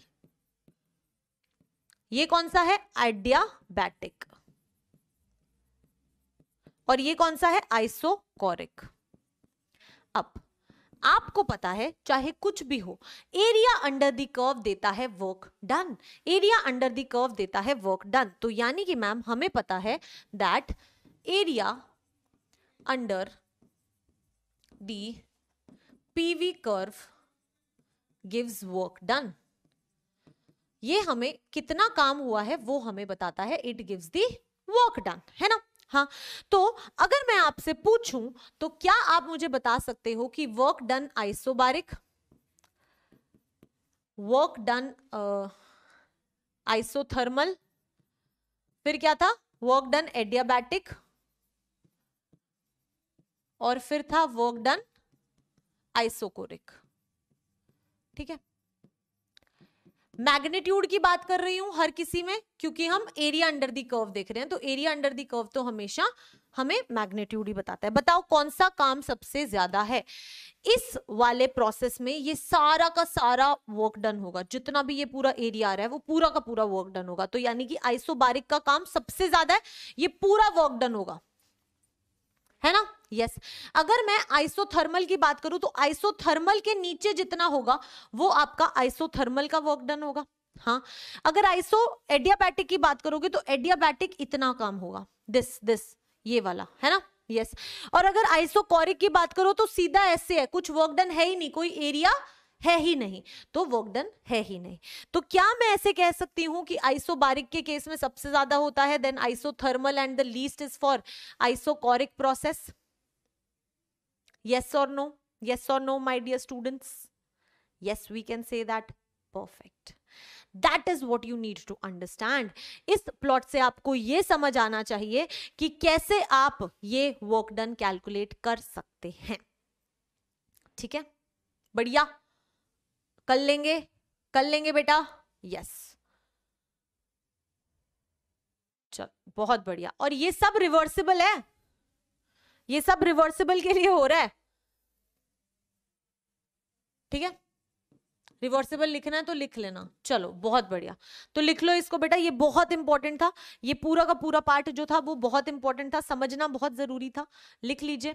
अब आगे अगर कभी भी कोई क्वेश्चन पूछेगा ना तो आपको घबराने की जरूरत नहीं है। आप क्या कर सकते हो, आप सिर्फ इस प्लॉट को देख के अपने आंसर्स निकाल सकते हो, सिर्फ प्लॉट को याद कर लेना। लिख लिया? अगला ये भी लिख लो। चलो बहुत बढ़िया, ठीक है।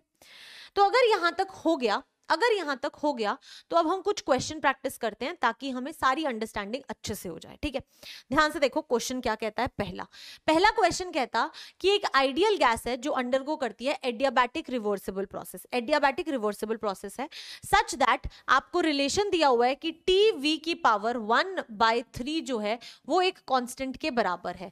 तो गैस क्या है आपको बताना है कि कौन सी गैस है। मैं कैसे बता सकती हूँ कि गैस कौन सी है? अगर मुझे ये पता चल जाए कि उसकी एटॉमिसिटी कितनी है, फिर मैं देख लूंगी इनमें से कौन सी एटॉमिसिटी उसको मैच कर रही है। उसके लिए मुझे क्या चाहिए, मुझे टेम्परेचर और वॉल्यूम वाला रिलेशन याद करना है। अब यार मेरे को तो याद नहीं है, मेरे को तो ये वाला एक्सप्रेशन नहीं याद, लेकिन मेरे को ये तो याद है ना कि पीवी की पावर गामा कांस्टेंट होता है। अब मेरे को टेम्परेचर और वॉल्यूम के बीच में चाहिए, तो प्रेशर को लिख देते हैं N R T by V. ठीक है, तो ये हो जाएगा N R T by V और वी की power gamma is equal to constant, यानी कि टी वी की पावर गामा -1 जो होगा वो मेरा के अपॉन आर होगा, ये के डबल डैश के बराबर होगा। तो मेरे पास रिलेशन आ गया 2 सेकंड के अंदर अंदर, मेरे को रटने की भी जरूरत नहीं पड़ी, है ना। यस, तो अगर मैं इसको इस एक्सप्रेशन से रिलेट करूं टी वी की power gamma -1 is equal to K, तो क्या मैं कह सकती हूँ कि गामा -1 मेरा 1/3 के बराबर आ रहा है, यानी कि मैम गामा की वैल्यू आपकी 1/3 + 1 के बराबर आ रही है, यानी कि 4/3 के बराबर आ रही है।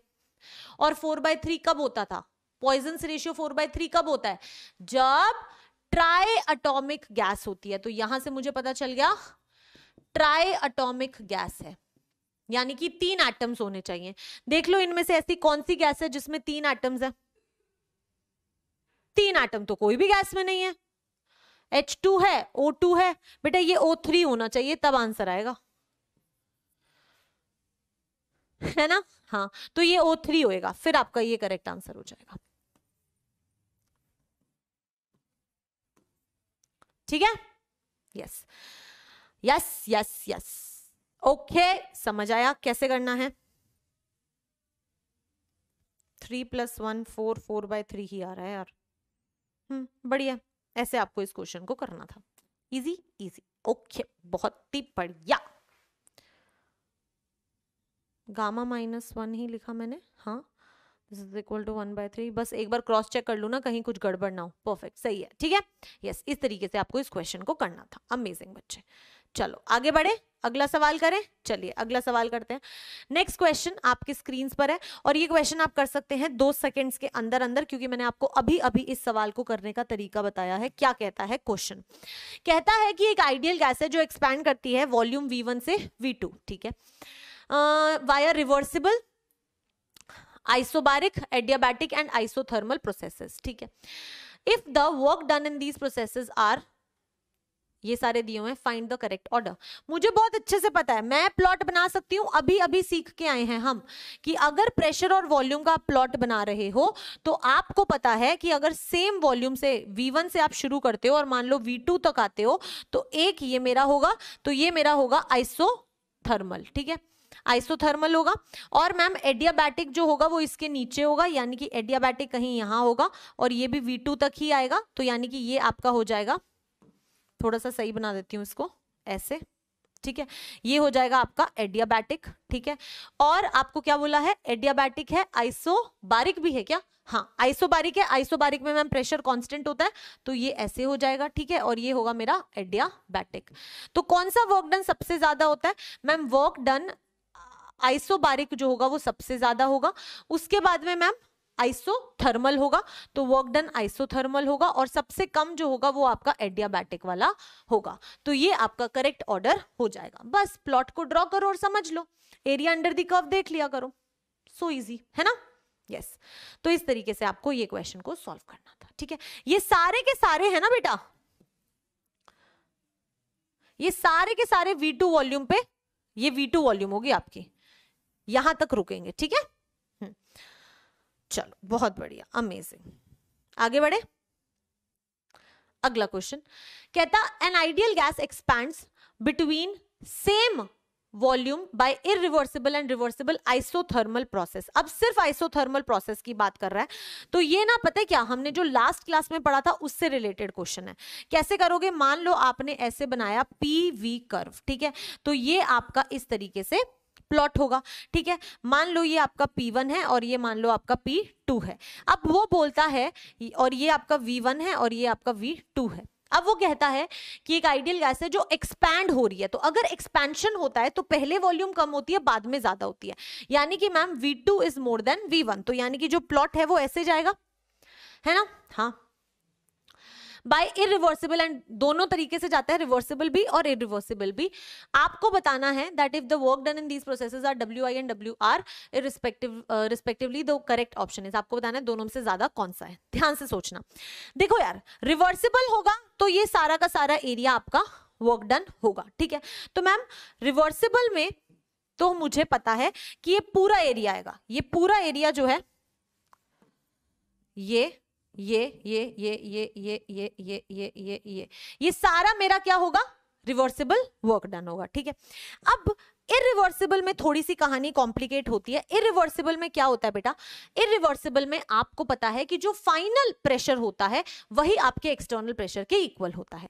तो इस केस में फाइनल प्रेशर आपका P2 है, तो यानी आप कहोगे मैम P2 जो होगा वो मेरे P एक्सटर्नल के बराबर होगा, यानी कि इस प्रेशर के नीचे वाला सारा वर्क डन जो होगा वो आपका इरिवर्सिबल में वर्क डन होगा। तो अगर आप इसके नीचे देखो तो ये आपका फाइनल प्रेशर है, तो यानी कि सिर्फ इतना जो वर्क है ये आपका क्या होगा?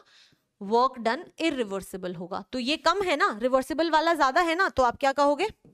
Work done reversible is more than work done irreversible, ठीक है। तो work done reversible will be more than work done irreversible, तो ऑप्शन सी आपका करेक्ट आंसर हो जाएगा, ठीक है। तो आप इस तरीके से फाइंड आउट करोगे कि कौन सा वर्क डन ज्यादा है, ठीक है। यही बेटा अगर कंप्रेशन होता तो कंप्रेशन के केस में आप ऐसे जाते और फाइनल प्रेशर आपका ये होता, तो फिर इरिवर्सिबल में ये सारा वर्क डन आ जाता। कंप्रेशन के केस में इरिवर्सिबल का वर्क डन ज्यादा होता है एज कंपेयर टू रिवर्सिबल, ठीक है। ये मैंने आपको लास्ट क्लास में अच्छे से पढ़ाया था, तो इसलिए अब बस रिवाइज कर रहे हैं। लिख लो इसको, ये आपका वर्क डन रिवर्सिबल है, ठीक है, लिख लिया, आगे बढ़े, चलो बहुत बढ़िया। नेक्स्ट क्वेश्चन, क्वेश्चन ध्यान से पढ़ लो, क्या कहता, a gas expands between same range, पता है क्या 2021 में ये सवाल आया था, तो इस सवाल को बहुत ध्यान से सुनना, कैसे करना है इस सवाल को। कहता एक गैस एक्सपैंड करती है same range of volume via reversible and irreversible and adiabatic processes, ठीक है, इतना तो हमें समझ आ गया। ओके, उसके बाद में कहता as shown in the figure find the correct relation between the temperatures T1 T2 and T3। अब देखो ये T1 टेम्परेचर है, ये T2 टेम्परेचर है, ये T3 टेम्परेचर है। मुझे अभी तक जितना मैंने पढ़ा है उससे मुझे पता है कि ये मेरा आइसोथर्मल का केस है और ये वाला जो है वो मेरा एडियाबैटिक का केस है, ठीक है। अब देखो बेटा, एक चीज तो आप बहुत आसानी से पहली बार में निकाल सकते हो, क्योंकि अगर ए से बी आ रहे हो तो आइसोथर्मल केस में आ रहे हो। आइसोथर्मल का मतलब होता है टेम्परेचर रहेगा कांस्टेंट, यानी कि मैम जब मैं ए से बी आ रहा हूं तो टेम्परेचर कांस्टेंट रहेगा, तो क्या मैं ये कह सकती हूँ कि T1 जो है वो T2 के बराबर ही है। T1 और T2 में तो कोई प्रॉब्लम है ही नहीं, क्योंकि वो तो आइसोथर्मल केस है, आइसोथर्मल केस में तो टेम्परेचर चेंज ही नहीं होता, तो T1 T2 के बराबर है। क्वेश्चन आता है कि जो T3 है वो ज्यादा है या कम है, अब उसको सोचते हैं, ठीक है। अब सोचो बेटा, हो रहा है क्या, एक्सपेंशन, एक्सपेंशन हो रहा है ना, एक्सपैंड हो रही है बेटा। जब एडियाबैटिक में गैस एक्सपैंड होती है, जब एडियाबैटिक में गैस एक्सपैंड होती है तो हम क्या कहते हैं मैम, जो डेल्टा यू होता है वो वर्क डन, डेल्टा यू जो होता है वो वर्क डन के इक्वल होता है, क्योंकि क्यू तो एडियाबैटिक में 0 होता है।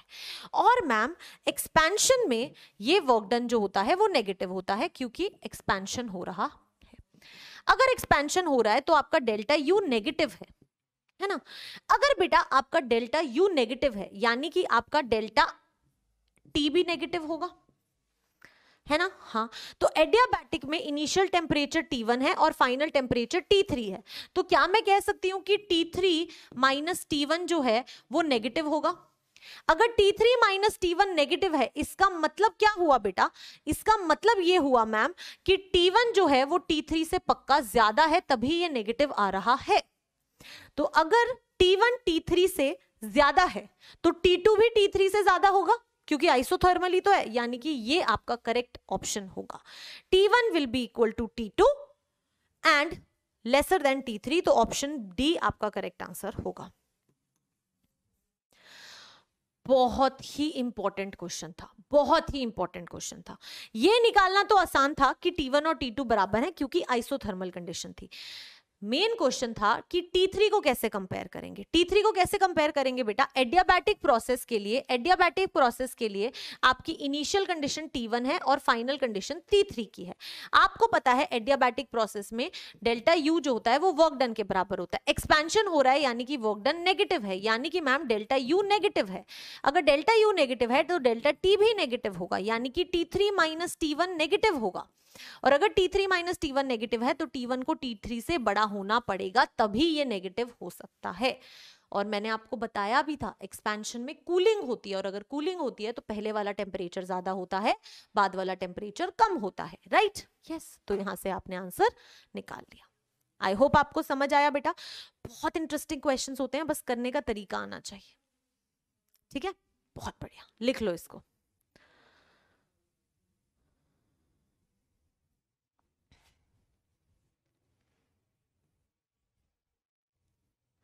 आगे बढ़ते हैं। अब ना कुछ क्वेश्चंस मैं आपको होमवर्क दूंगी, कुछ क्वेश्चंस मैं आपको होमवर्क दूंगी, क्योंकि अब आपको ये क्वेश्चंस खुद से करने पड़ेंगे, ठीक है। ये आपका होमवर्क क्वेश्चन है बेटा, जितना हमने पढ़ा है वो सारी चीजें यहां से होंगी, आंसर्स आपको मिल जाएंगे, टेंशन नहीं लेने का है। ये भी आपका होमवर्क होगा, ट्राई करोगे ये वाले क्वेश्चंस को खुद से, ठीक है। बस रिलेशंस हैं, उनको आगे पीछे करके क्रॉस मल्टीप्लाई करके आपसे पूछा हुआ है, you only have to find that, okay. तो ये भी आपका होमवर्क होगा, ये वाला क्वेश्चन भी आपका होमवर्क होगा, ठीक है, ठीक है। मैंने ये सब चीजें कराई हैं, ये भी होमवर्क होगा, मैंने ये भी कराया है, वर्क डन का फॉर्मूला पूछा है, सीधा सा आंसर, ठीक है। ये क्या है, हाँ ये भी आपका होमवर्क होगा, ट्राई करना इस क्वेश्चन को। अगर ये वाला नहीं हुआ तो टेंशन नहीं लेने का, ये मैं करा दूंगी, लेकिन बाकी के सारे आपको खुद से करने होंगे, वो आप कर सकते हो। अभी तक हमने जितनी पढ़ाई करी है उस हिसाब से आपसे हो जाएंगे, ठीक है। यस, तो चलो लिख लेना इनको, पहले क्वेश्चंस को करना फिर हम आगे बढ़ेंगे।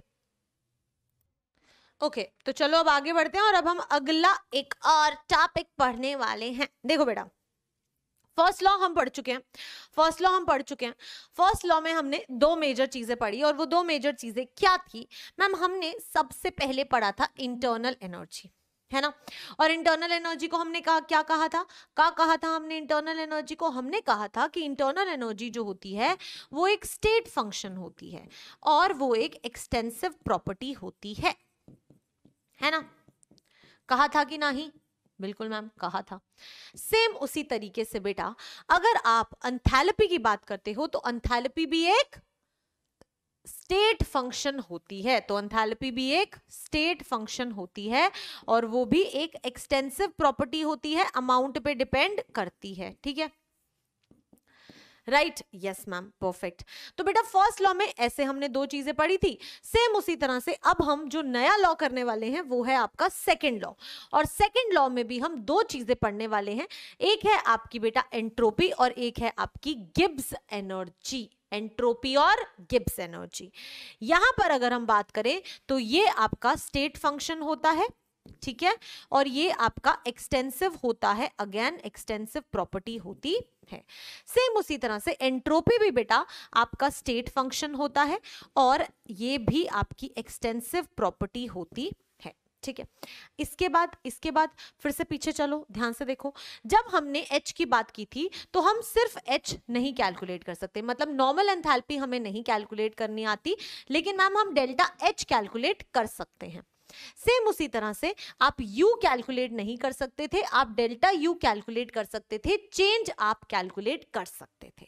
सेम उसी तरह से बेटा अगर आप एंट्रोपी की बात करते हो तो एंट्रोपी में हम S कैलकुलेट, एंट्रोपी से पहले हम गिब्स एनर्जी की बात करते हैं, G जो है वो हम नहीं कैलकुलेट कर सकते, पर डेल्टा G हम कैलकुलेट कर सकते हैं, ठीक है। सेम उसी तरह से हम S बेटा नहीं कैलकुलेट कर सकते, डेल्टा S हम कैलकुलेट कर सकते हैं। एक करेक्शन, ऐसा नहीं होता, आप बेटा S भी कैलकुलेट कर सकते हो और आप डेल्टा S भी कैलकुलेट कर सकते हो। ये है चेंज। जो थर्ड लॉ आप पढ़ोगे उसमें आप एब्सोल्यूट वैल्यू ऑफ एंट्रोपी भी पढ़ पाओगे, यानी कि हम एब्सोल्यूट वैल्यू एंट्रोपी की कैलकुलेट कर सकते हैं और हम उसमें डेल्टा एस भी कैलकुलेट कर सकते हैं। ये छोटा सा चेंज है, बाकी सारी चीजें सब में सेम है, ठीक है। यस, तो पहले तो ये सब लिख लो,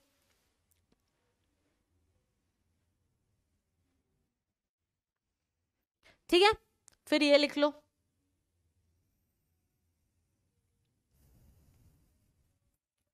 ठीक है। अब बेटा हम थोड़ा सा एंट्रोपी के बारे में डिस्कशन करते हैं, ठीक है। एंट्रोपी के बारे में डिस्कशन करेंगे, उससे पहले एक इंपॉर्टेंट चीज हम समझ लेते हैं, और वो इंपॉर्टेंट चीज क्या है बेटा कि जब भी हम कोई स्पॉन्टेनियस रिएक्शन की बात करते हैं तो स्पॉन्टेनियस रिएक्शन क्या होता है। मैम ये स्पॉन्टेनियस वर्ड ना कभी नहीं समझ आया, इसका मतलब क्या होता है, तो बेटा अब हम इसकी बात करेंगे।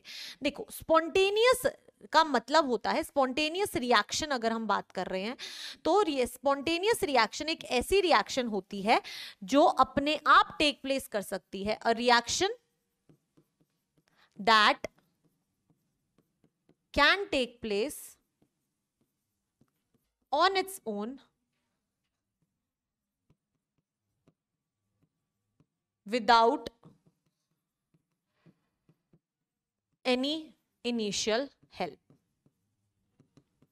तो बेटा स्पॉन्टेनियस रिएक्शन हो गया या स्पॉन्टेनियस प्रोसेस हो गया, स्पॉन्टेनियस वो चीज होती है जो अपने आप होती है, जिसको आपको बाहर से कोई पावर नहीं देनी पड़ती, बाहर से कोई फोर्स नहीं देनी पड़ती कि वो भाई हो। जैसे कि अगर आप, कई बार ऐसा होता है कि आपका मन बहुत अच्छा होता है और आपको लगता है कि यार मेरे को भी पढ़ाई करनी है, तो आप स्पॉन्टेनियसली खुद से पढ़ाई करते हो, है ना। लेकिन कई बार ऐसा भी होता है कि आपका मन नहीं करता पढ़ने का और आपको जबरदस्ती मम्मी गुस्सा कर करके पढ़ने बिठाती है, तो वो क्या होता है, वो बेटा यहाँ पे आपको एक प्रोसेस तो हुआ, पढ़ाई तो आपने की, लेकिन आपको एक बाहर से पुश देना पड़ा मम्मी का, तभी आपने पढ़ाई करना शुरू किया, ठीक है। तो वो स्पॉन्टेनियस नहीं था, वो बाहर से फोर्स मिली वो नॉन स्पॉन्टेनियस था, जिसको बाहर से कुछ फोर्स मिली और वो काम हुआ। तो ये होता है डिफरेंस स्पॉन्टेनियस और नॉन स्पॉन्टेनियस में।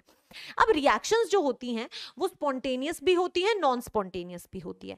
तो एक रिएक्शन की स्पॉन्टेनिटी कि वो स्पॉन्टेनियस है या नहीं, वो दो चीजों पे डिपेंड करती है, दो चीजों पे डिपेंड करती है। तो यानी कि अब जो नेक्स्ट टॉपिक होगा दैट इज योर स्पॉन्टेनिटी। तो अगर आप स्पॉन्टेनिटी की बात करते हो बेटा, तो वो मेजरली दो चीजों पे डिपेंड करती है। एक होती है उसकी आपकी एंट्रोपी, एक वो आप एंट्रोपी पे डिपेंड करती है। प्रोसेस बोल दो, स्पॉन्टेनिटी किसी की भी, रिएक्शन की स्पॉन्टेनिटी, प्रोसेस की स्पॉन्टेनिटी, वो सिस्टम की या फिर सराउंडिंग की एंट्रोपी पे डिपेंड करती है। एंड ऑल्सो बेटा वो फ्री एनर्जी पे डिपेंड करती है, ठीक है, वो फ्री एनर्जी पे डिपेंड करती है। स्पॉन्टेनिटी जो होता है वो होता है आपका रैंडमनेस, ठीक है, ठीक है, ये डेल्टा एस होगा बेटा, और जो आपकी गिब्स फ्री एनर्जी है वो डेल्टा जी होती है। तो हम ये दोनों चीजें इस पर्टिकुलर लॉ में स्टडी करेंगे, ठीक है। तो स्पॉन्टेनिटी इन दो चीजों पे डिपेंड करती है, ठीक है, रैंडमनेस पे डिपेंड करती है और एनर्जी पे डिपेंड करती है। तो अब हम इन दोनों को समझने की कोशिश करेंगे कि ऐसा क्या होता है, ठीक है। यस, तो इसे लिख लो पहले।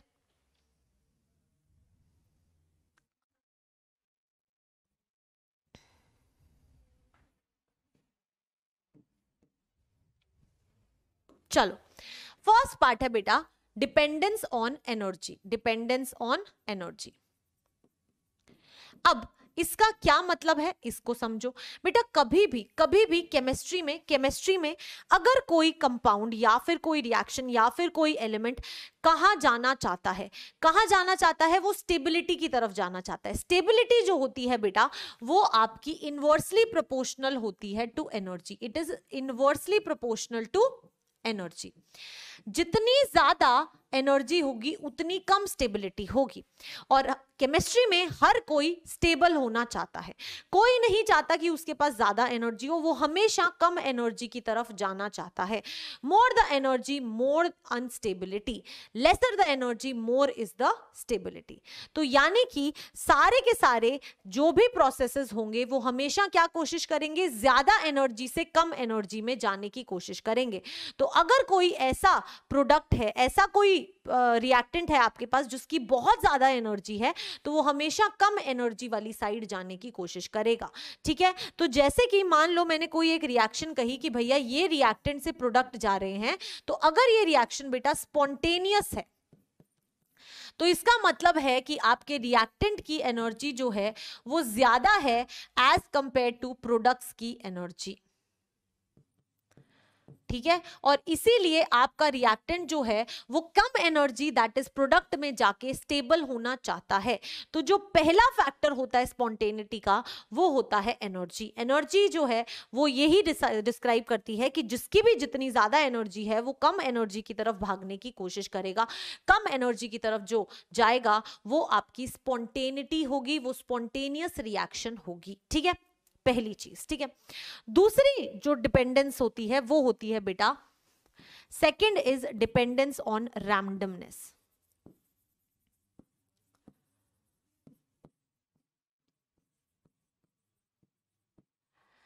अब अगर आप रैंडमनेस की बात करते हो तो रैंडमनेस का मतलब अब मैं आपको समझाना चाहूंगी। आपको पता है हमारे वर्ल्ड में ना, हमारे यूनिवर्स में, हमारे वर्ल्ड में, हम जिस दुनिया में रहते हैं, जो नेचर है वो रैंडमनेस को बहुत पसंद करता है। तो सबसे पहले लिख लो, nature loves randomness, nature loves randomness. यानी कि एक बात बताना बेटा, रूम जो है, आप जिस रूम में रहते हो उस रूम को सुंदर बनाने में, सारी चीजें सेट करने में, भाई जो चीज जहां होनी चाहिए वो सब करने में मेहनत लगती है, मन नहीं करता, मैं मेहनत लगती है, उसको सही से करना पड़ता है। और फिर उसमें कचरा होने में कितना टाइम लगता है, वो तो मैम अपने आप ही हो जाता है, इधर कॉपी गिरी, इधर पेन गिरा, इधर ये गिरा, उधर ये गिरा, और मैम कमरा हो गया उबड़ खाबड़, है ना। हाँ, तो मेहनत कहाँ लगी, उसको ऑर्डर करने में। रैंडमली चीजें फेंकने में मेहनत लगी नहीं, बिल्कुल नहीं लगी, राइट, यस। यहाँ पे क्या देखा आपने, नेचर लव्स रैंडमनेस। अपने आप क्या हुआ, कचरा गिरा। जब आप उसको बिल्कुल ऑर्डर्ड वे में करोगे तो मेहनत लगेगी, ठीक है। और बताती हूँ। कांच है आपके पास में, मान लो कांच का ग्लास है या फिर कांच की प्लेट है या कुछ भी है, कांच है बेटा। कांच का जब नीचे गिराते हो, मान लो कांच आपके हाथ से नीचे गिरा, तो जब आपके हाथ से कांच नीचे गिरता है तो वो फटाफट अपने आप टूट जाता है, रैंडमली पीसेस में टूट जाता है। अपने आप कभी जुड़ा है? अपने आप जुड़ गया ना, उस दिन पागल हो जाओगे तुम। सही में जिस दिन अपने आप जुड़ गया ना, तुम कूदते फिरोगे, ये क्या हो गया भाई, भूत भूत भूत, है ना। हाँ, तो हुआ क्या वहां पे, क्या हुआ अगेन, जब आपकी प्लेट नीचे गिरी तो वो टूटी क्यों, वो इकट्ठी क्यों नहीं रही? क्योंकि ma'am nature loves randomness, nature loves randomness.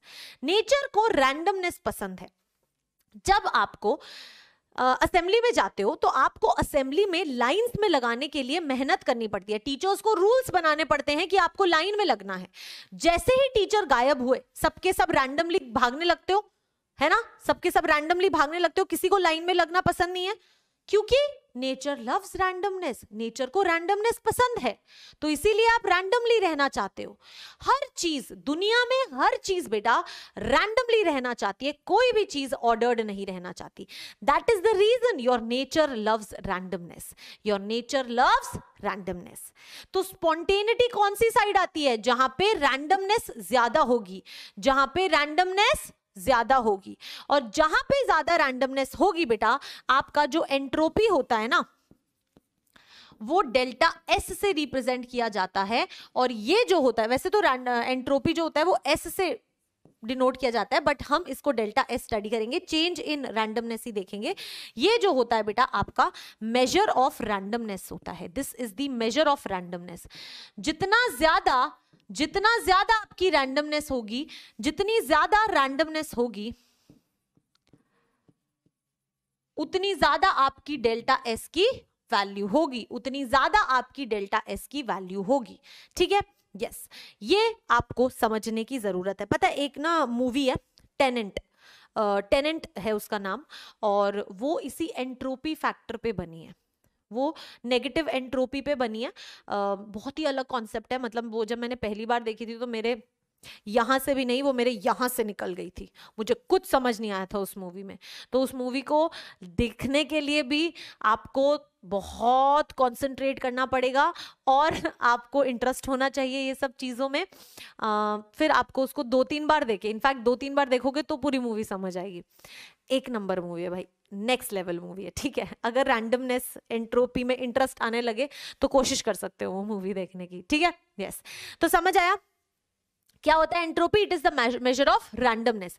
जितना ज्यादा रैंडमनेस होगा उतनी ज्यादा एंट्रोपी होगी, और जितनी ज्यादा एंट्रोपी होगी, जितना ज्यादा रैंडमनेस है, आपका प्रोसेस उतना ही स्पॉन्टेनियस होगा। ठीक है, क्योंकि स्पॉन्टेनियस नेचर, जो स्पॉन्टेनिटी होती है वो डिपेंड करती है रैंडमनेस पे। ठीक है, यस, परफेक्ट, यस, तो बहुत बढ़िया, इसको लिख लो।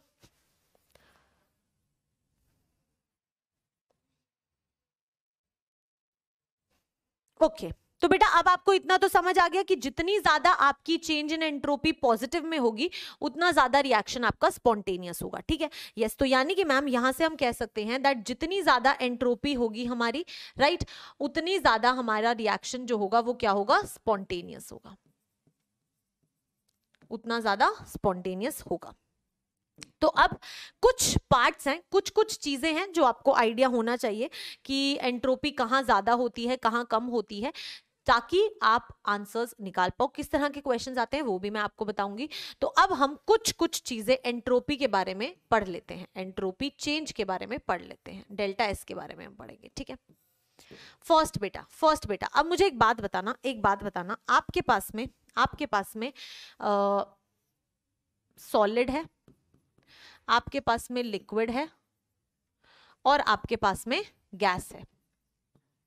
किसकी एंट्रोपी ज्यादा होगी, किसकी एंट्रोपी कम होगी? कौन से केस में ज्यादा रैंडमनेस होती है, कौन से केस में कम रैंडमनेस होती है? मैम गैस के पार्टिकल्स रैंडमली कहीं भी घूम रहे होते हैं, उन्हें तो कोई रोक ही नहीं सकता, है ना। यस, याद है हमने एकदम स्टार्टिंग में पढ़ा था मीन पोजीशन वाला पार्ट, ना तो उसकी कोई मीन पोजीशन फिक्स्ड होती है, ना ही उनके बीच का डिस्टेंस फिक्स्ड होता है, तो सबसे ज्यादा रैंडमनेस होती है आपके गैस के पार्टिकल्स में। उसके बाद में अगर हम लिक्विड की बात करें तो लिक्विड में होती है ज्यादा एज कंपेयर टू सॉलिड, तो ये आपका ऑर्डर होता है रैंडमनेस का। ठीक है, दैट इज योर एंट्रोपी का, जब आप स्टेट्स की बात करते हो तो। ठीक है, यस, इसे लिखो, है ना। यस तो चलो ये समझ आया। अब बेटा इसके अलावा और कहां पे आप रैंडमनेस देख सकते हो? अब मुझे एक बात बताओ, एक बात बताना, सेकंड, अगर बेटा हम मेल्टिंग, बॉइलिंग पॉइंट्स और इन सब की बात करें, मेल्टिंग की बात करें, बॉइलिंग की बात करें, तो अगर किसी चीज की मेल्टिंग हो रही है तो वहां पे रैंडमनेस ज्यादा होगी। सॉलिड से लिक्विड जा रहा है तो यस मैम मेल्टिंग ज्यादा होगी, लिक्विड से बॉइलिंग हो रही है तो ज्यादा होगी, यस। तो यानी कि हम क्या कह सकते हैं, मेल्टिंग, बॉइलिंग, यहां पे क्या होता है, डेल्टा एस जो होता है वो क्या होता है बेटा, पॉजिटिव होता है, क्योंकि रैंडमनेस बढ़ती है, क्योंकि रैंडमनेस बढ़ती है, राइट, यस, परफेक्ट। इसके अलावा एक और एग्जांपल लो, सब्लिमेशन। सब्लिमेशन क्या होता है ये तो सबको पता होगा, सॉलिड से सीधा गैस में जाना। तो मैम सीधा सॉलिड से ऑर्डर से इतना ज्यादा रैंडमनेस आ गई तो वहां पे भी आपकी एंट्रोपी चेंज पॉजिटिव होगा, ठीक है, कोई दिक्कत नहीं है, परफेक्ट। एक जो है बेटा कई बार आपसे पूछा जाता है, एंट्रोपी ऑफ डायमंड और ग्रेफाइट। ये ना क्वेश्चन बहुत बार पूछा जाता है, इसलिए मैं आपके साथ डिस्कस कर रही हूं ये। अगर आपको एंट्रोपी ऑफ डायमंड और ग्रेफाइट पूछ ले तो डायमंड जो होता है वो हार्डेस्ट सॉलिड होता है, ठीक है, वो बहुत ज्यादा ऑर्डर्ड होता है। ग्रेफाइट जो होता है बिल्कुल कोवेलेंट सॉलिड होता है, बट डायमंड के कंपैरिजन में ग्रेफाइट में क्या होती है बेटा, रैंडमनेस ज्यादा होती है। अगर आप इनऑर्गेनिक पढ़ोगे, स्ट्रक्चर पढ़ोगे तो आपको समझ आ जाएगा कि क्यों ग्रेफाइट में रैंडमनेस ज्यादा होती है, क्यों उसकी एंट्रोपी ज्यादा होती है, ठीक है। तो ये पॉइंट आपको लिखना है, ये इंपॉर्टेंट है। नेक्स्ट देखो बेटा, नेक्स्ट देखो, थर्ड के बाद में अब हम फोर्थ वाले पॉइंट की बात करते हैं। फोर्थ पॉइंट में मान लो आपके पास में आयनिक सॉलिड्स हैं, मान लो आपके पास में आयनिक सॉलिड्स हैं। अगर आप आयनिक सॉलिड्स को एक्वस सॉल्यूशन में डाल दो, जैसे कि मान लो आपके पास में NaCl है, ठीक है, तो NaCl जो है वो सॉलिड है। अगर बेटा आप उसको एक्वस सॉल्यूशन में डाल देते हो ना तो ये अपने आयंस में चले जाते हैं, N+ और Cl-। ये आप केमिकल बॉन्डिंग में पढ़ोगे कि वो आयनाइज हो जाते हैं। तो देखो पहले तो एक था, फिर अलग अलग हो गए, यानी कि मैम रैंडम हो गए। तो आयनिक solids in their aqueous solution अगर ऐसा दिया हो तो क्या कहेंगे, एंट्रोपी चेंज पॉजिटिव होगा, क्योंकि रैंडमनेस बढ़ गई, क्योंकि वो अपने आयंस में चले गए, ठीक है। तो यानी कि हम क्या कह सकते हैं, आयनिक solids in their aqueous state. अगर वो अपनी एक्वस स्टेट में है तो मैम इस केस में एंट्रोपी चेंज जो होगा वो हमारा पॉजिटिव होगा। क्यों पॉजिटिव होगा, आई होप आपको समझ आ गया है, ठीक है, यस। तो ये कुछ पॉइंट्स हैं, आप ऐसे लिखना चाहते हो तो लिख लो। NaCl एक्वस जो होता है वो जाके Na+ और Cl- में चला जाता है और इसलिए रैंडमनेस बढ़ जाती है, ठीक है। थर्ड बेटा मान लो कि आप कि कोई पीपीटी फॉर्म हो रही है। फोर्थ पॉइंट, मान लो कोई ऐसी रिएक्शन है जिसमें फाइनल प्रोडक्ट में पीपीटी फॉर्म हो रहा है। मान लो आपके पास में कोई एक रिएक्शन थी A+B जो फाइनली आपको AB सॉलिड दे रही है, यानी कि यहाँ पे प्रेसिपिटेशन हो रहा है। यानी कि जो आपकी प्रेसिपिटेशन रिएक्शंस होती हैं उसमें क्या होगा, सोच के देखो, खुद बताओ। ये है आपकी प्रेसिपिटेशन रिएक्शन, प्रेसिपिटेशन रिएक्शन। तो प्रेसिपिटेशन रिएक्शन में लास्ट में प्रेसिपिटेट बनेगा तो मैम एंट्रोपी क्या होगी, खुद सोच के बताओ, चेंज इन एंट्रोपी क्या होगा। पहले रैंडमली पार्टिकल्स ज्यादा थे और फिर मिलकर एक साथ पीपीटी फॉर्म कर ली, एक साथ आ गए तो रैंडमनेस कम हो गई ना। पहले ज्यादा थे फिर पीपीटी फॉर्म हो गई, यानी कि मैम रैंडमनेस कम हो गई। अगर रैंडमनेस कम हो गई तो डेल्टा एस क्या हो जाएगा, नेगेटिव हो जाएगा। तो आपका डेल्टा एस जो होता है वो क्या हो जाता है बेटा, नेगेटिव हो जाता है, ठीक है, यस। अरे फोर्थ तो हमने लिख लिया था शायद, ये फिफ्थ पॉइंट होगा, ठीक है। इनसे जनरली हमें ऐसे सवाल पूछे जाते हैं तो हम डिस्कस कर रहे हैं, परफेक्ट। नेक्स्ट बेटा, नेक्स्ट अगर हम बात करें तो होता है स्ट्रेचिंग ऑफ रबर बैंड। ये आपसे कई बार मतलब ये पूछा गया है तो I am discussing sixth, that is your stretching of rubber band. Stretching of rubber band जो होता है बेटा, वहां पे आपकी एंट्रोपी जो होती है रबर बैंड, यहां पे बेटा आपकी जो एंट्रोपी चेंज होता है वो नेगेटिव होता है। स्ट्रेचिंग ऑफ रबर बैंड में एंट्रोपी चेंज जो होता है वो नेगेटिव होता है, ठीक है, यस। नेक्स्ट बात करते हैं, next is boiling of egg. Seventh is boiling of egg. अब अगर हम एग बॉइलिंग की बात करें, इनको हम डिस्कस करेंगे। अब देखो एग बॉइलिंग की बात करते हैं। तो बेसिकली जब आप एग को बॉईल करते हो तो होता क्या है कि उसका एक स्ट्रक्चर होता है। आपको स्ट्रक्चर्स बायोमोलिक्यूल्स में पढ़ोगे जब आगे 12th में जाओगे तो एक्चुअली क्या होता है, उनका ना एक 3 डिग्री स्ट्रक्चर होता है।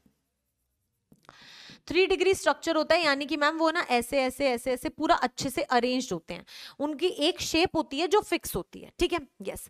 अब जब आप इसको हीट कर देते हो, जब आप इसको हीट कर देते हो तो क्या होता है बेटा, जब आप इसको हीट कर देते हो तो इसका डीनेचुरेशन हो जाता है।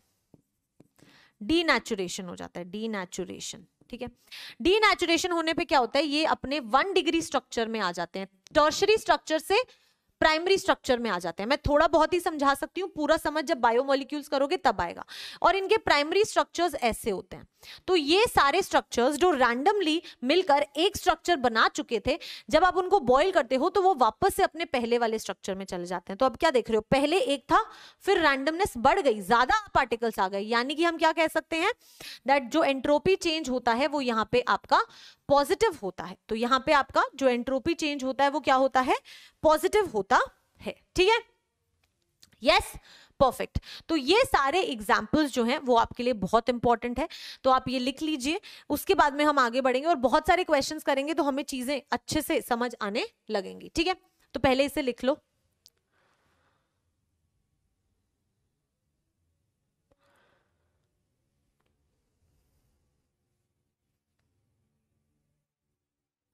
ठीक है, चलो अब बेटा कुछ क्वेश्चंस करते हैं, कुछ क्वेश्चंस करते हैं और फिर सारी चीजें समझ लेंगे। फर्स्ट क्वेश्चन क्या कहता है, ध्यान से देखना।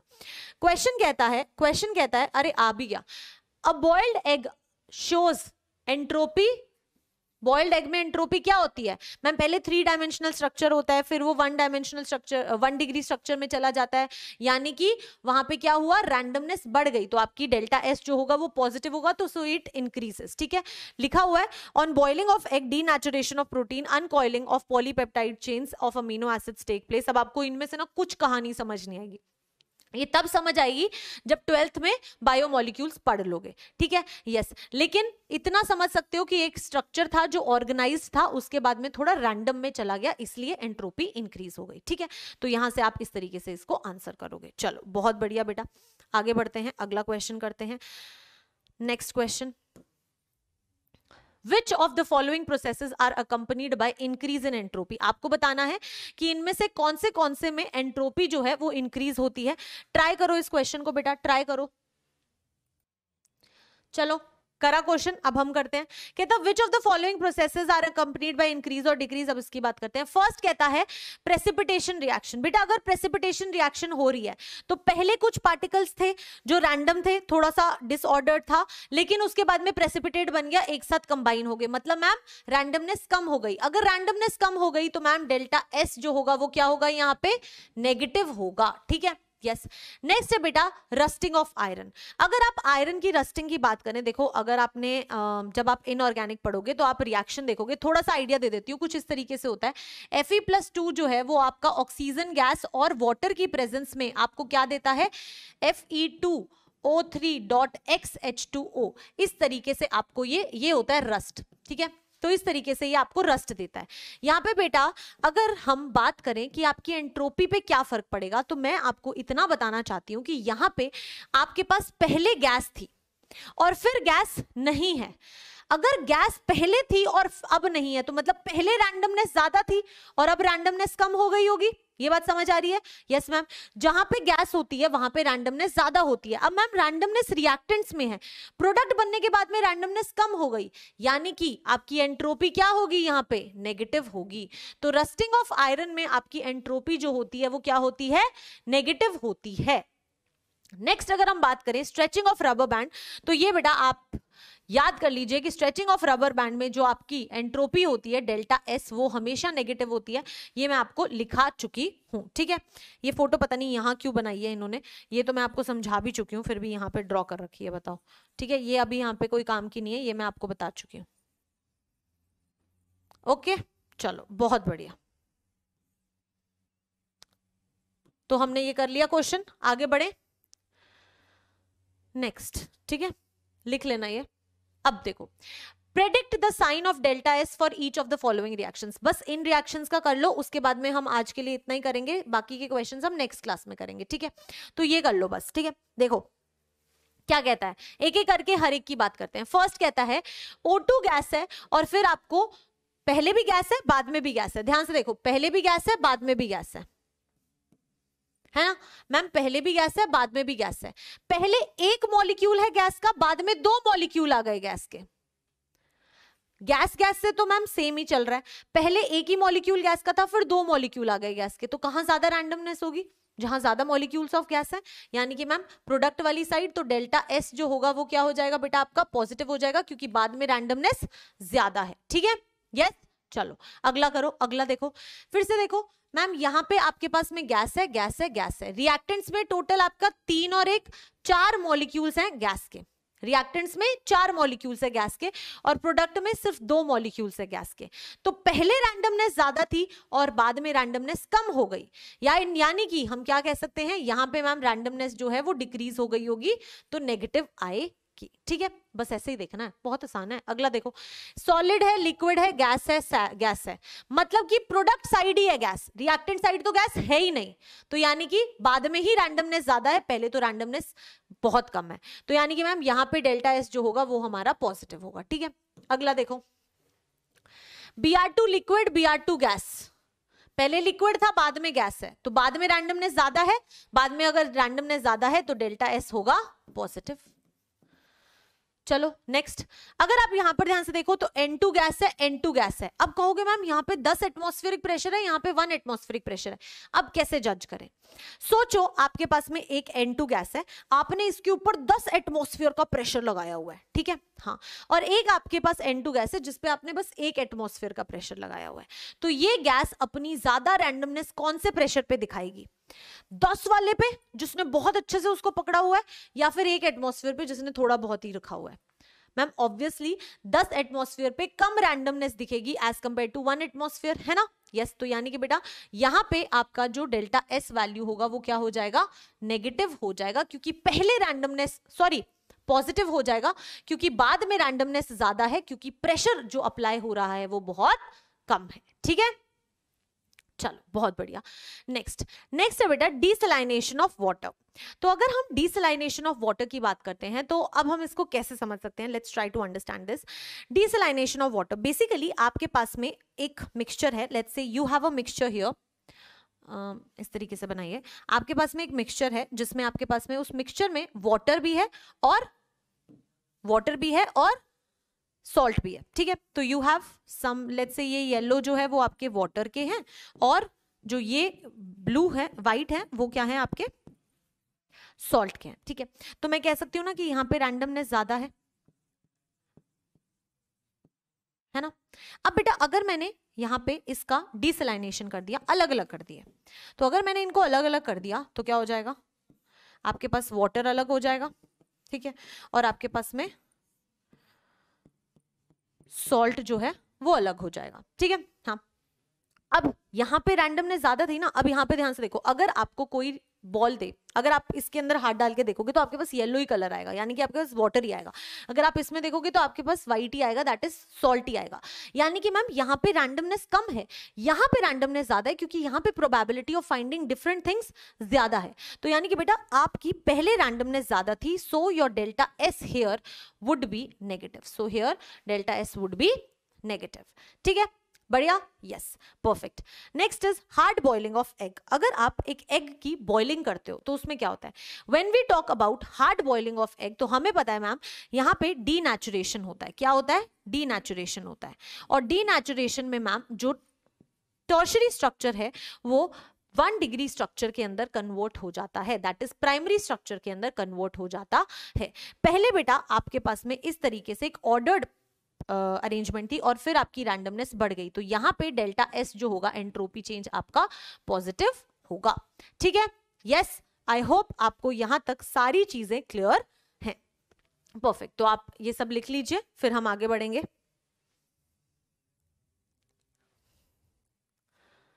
ओके, परफेक्ट, ठीक है बेटा, तो हम आज इतना ही करते हैं, बाकी हम नेक्स्ट क्लास में करेंगे. So let's come to the homework. तो होमवर्क में बेटा आपका आज जो होमवर्क होगा वो अगेन जैसे हमेशा मैम बोलती हैं, you will have to revise, you will have to write the derivations yourself, write derivations yourself. ठीक है.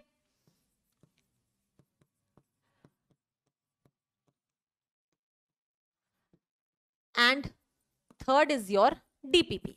ठीक है, डीपीपी आपको मिलेगी. And fourth is your module questions. Module questions मैं आपको लाके दे दूंगी, कोई दिक्कत नहीं है. तो ये सब चीजों का आपको ध्यान रखना है. ठीक है, yes, perfect. With this let's end our session today. I hope आपने बहुत सारी चीजें अच्छे से अंडरस्टैंड की. आज ज्यादा कॉम्प्लिकेटेड नहीं था, आज हमने बहुत बेसिक चीजें की. नेक्स्ट क्लास में हम अपना लॉ जो है वो कंप्लीटली डिस्कस करेंगे, डेरिवेशंस करेंगे, फॉर्मूलाज डिराइव करेंगे और न्यूमेरिकल्स भी सॉल्व करेंगे. ठीक है, यस. तो टिल देन बच्चे keep studying, will meet in the next session. जो होमवर्क दिया है वो जरूर कर लेना. Okay, all the very best. Thank you so much. Bye bye, take care.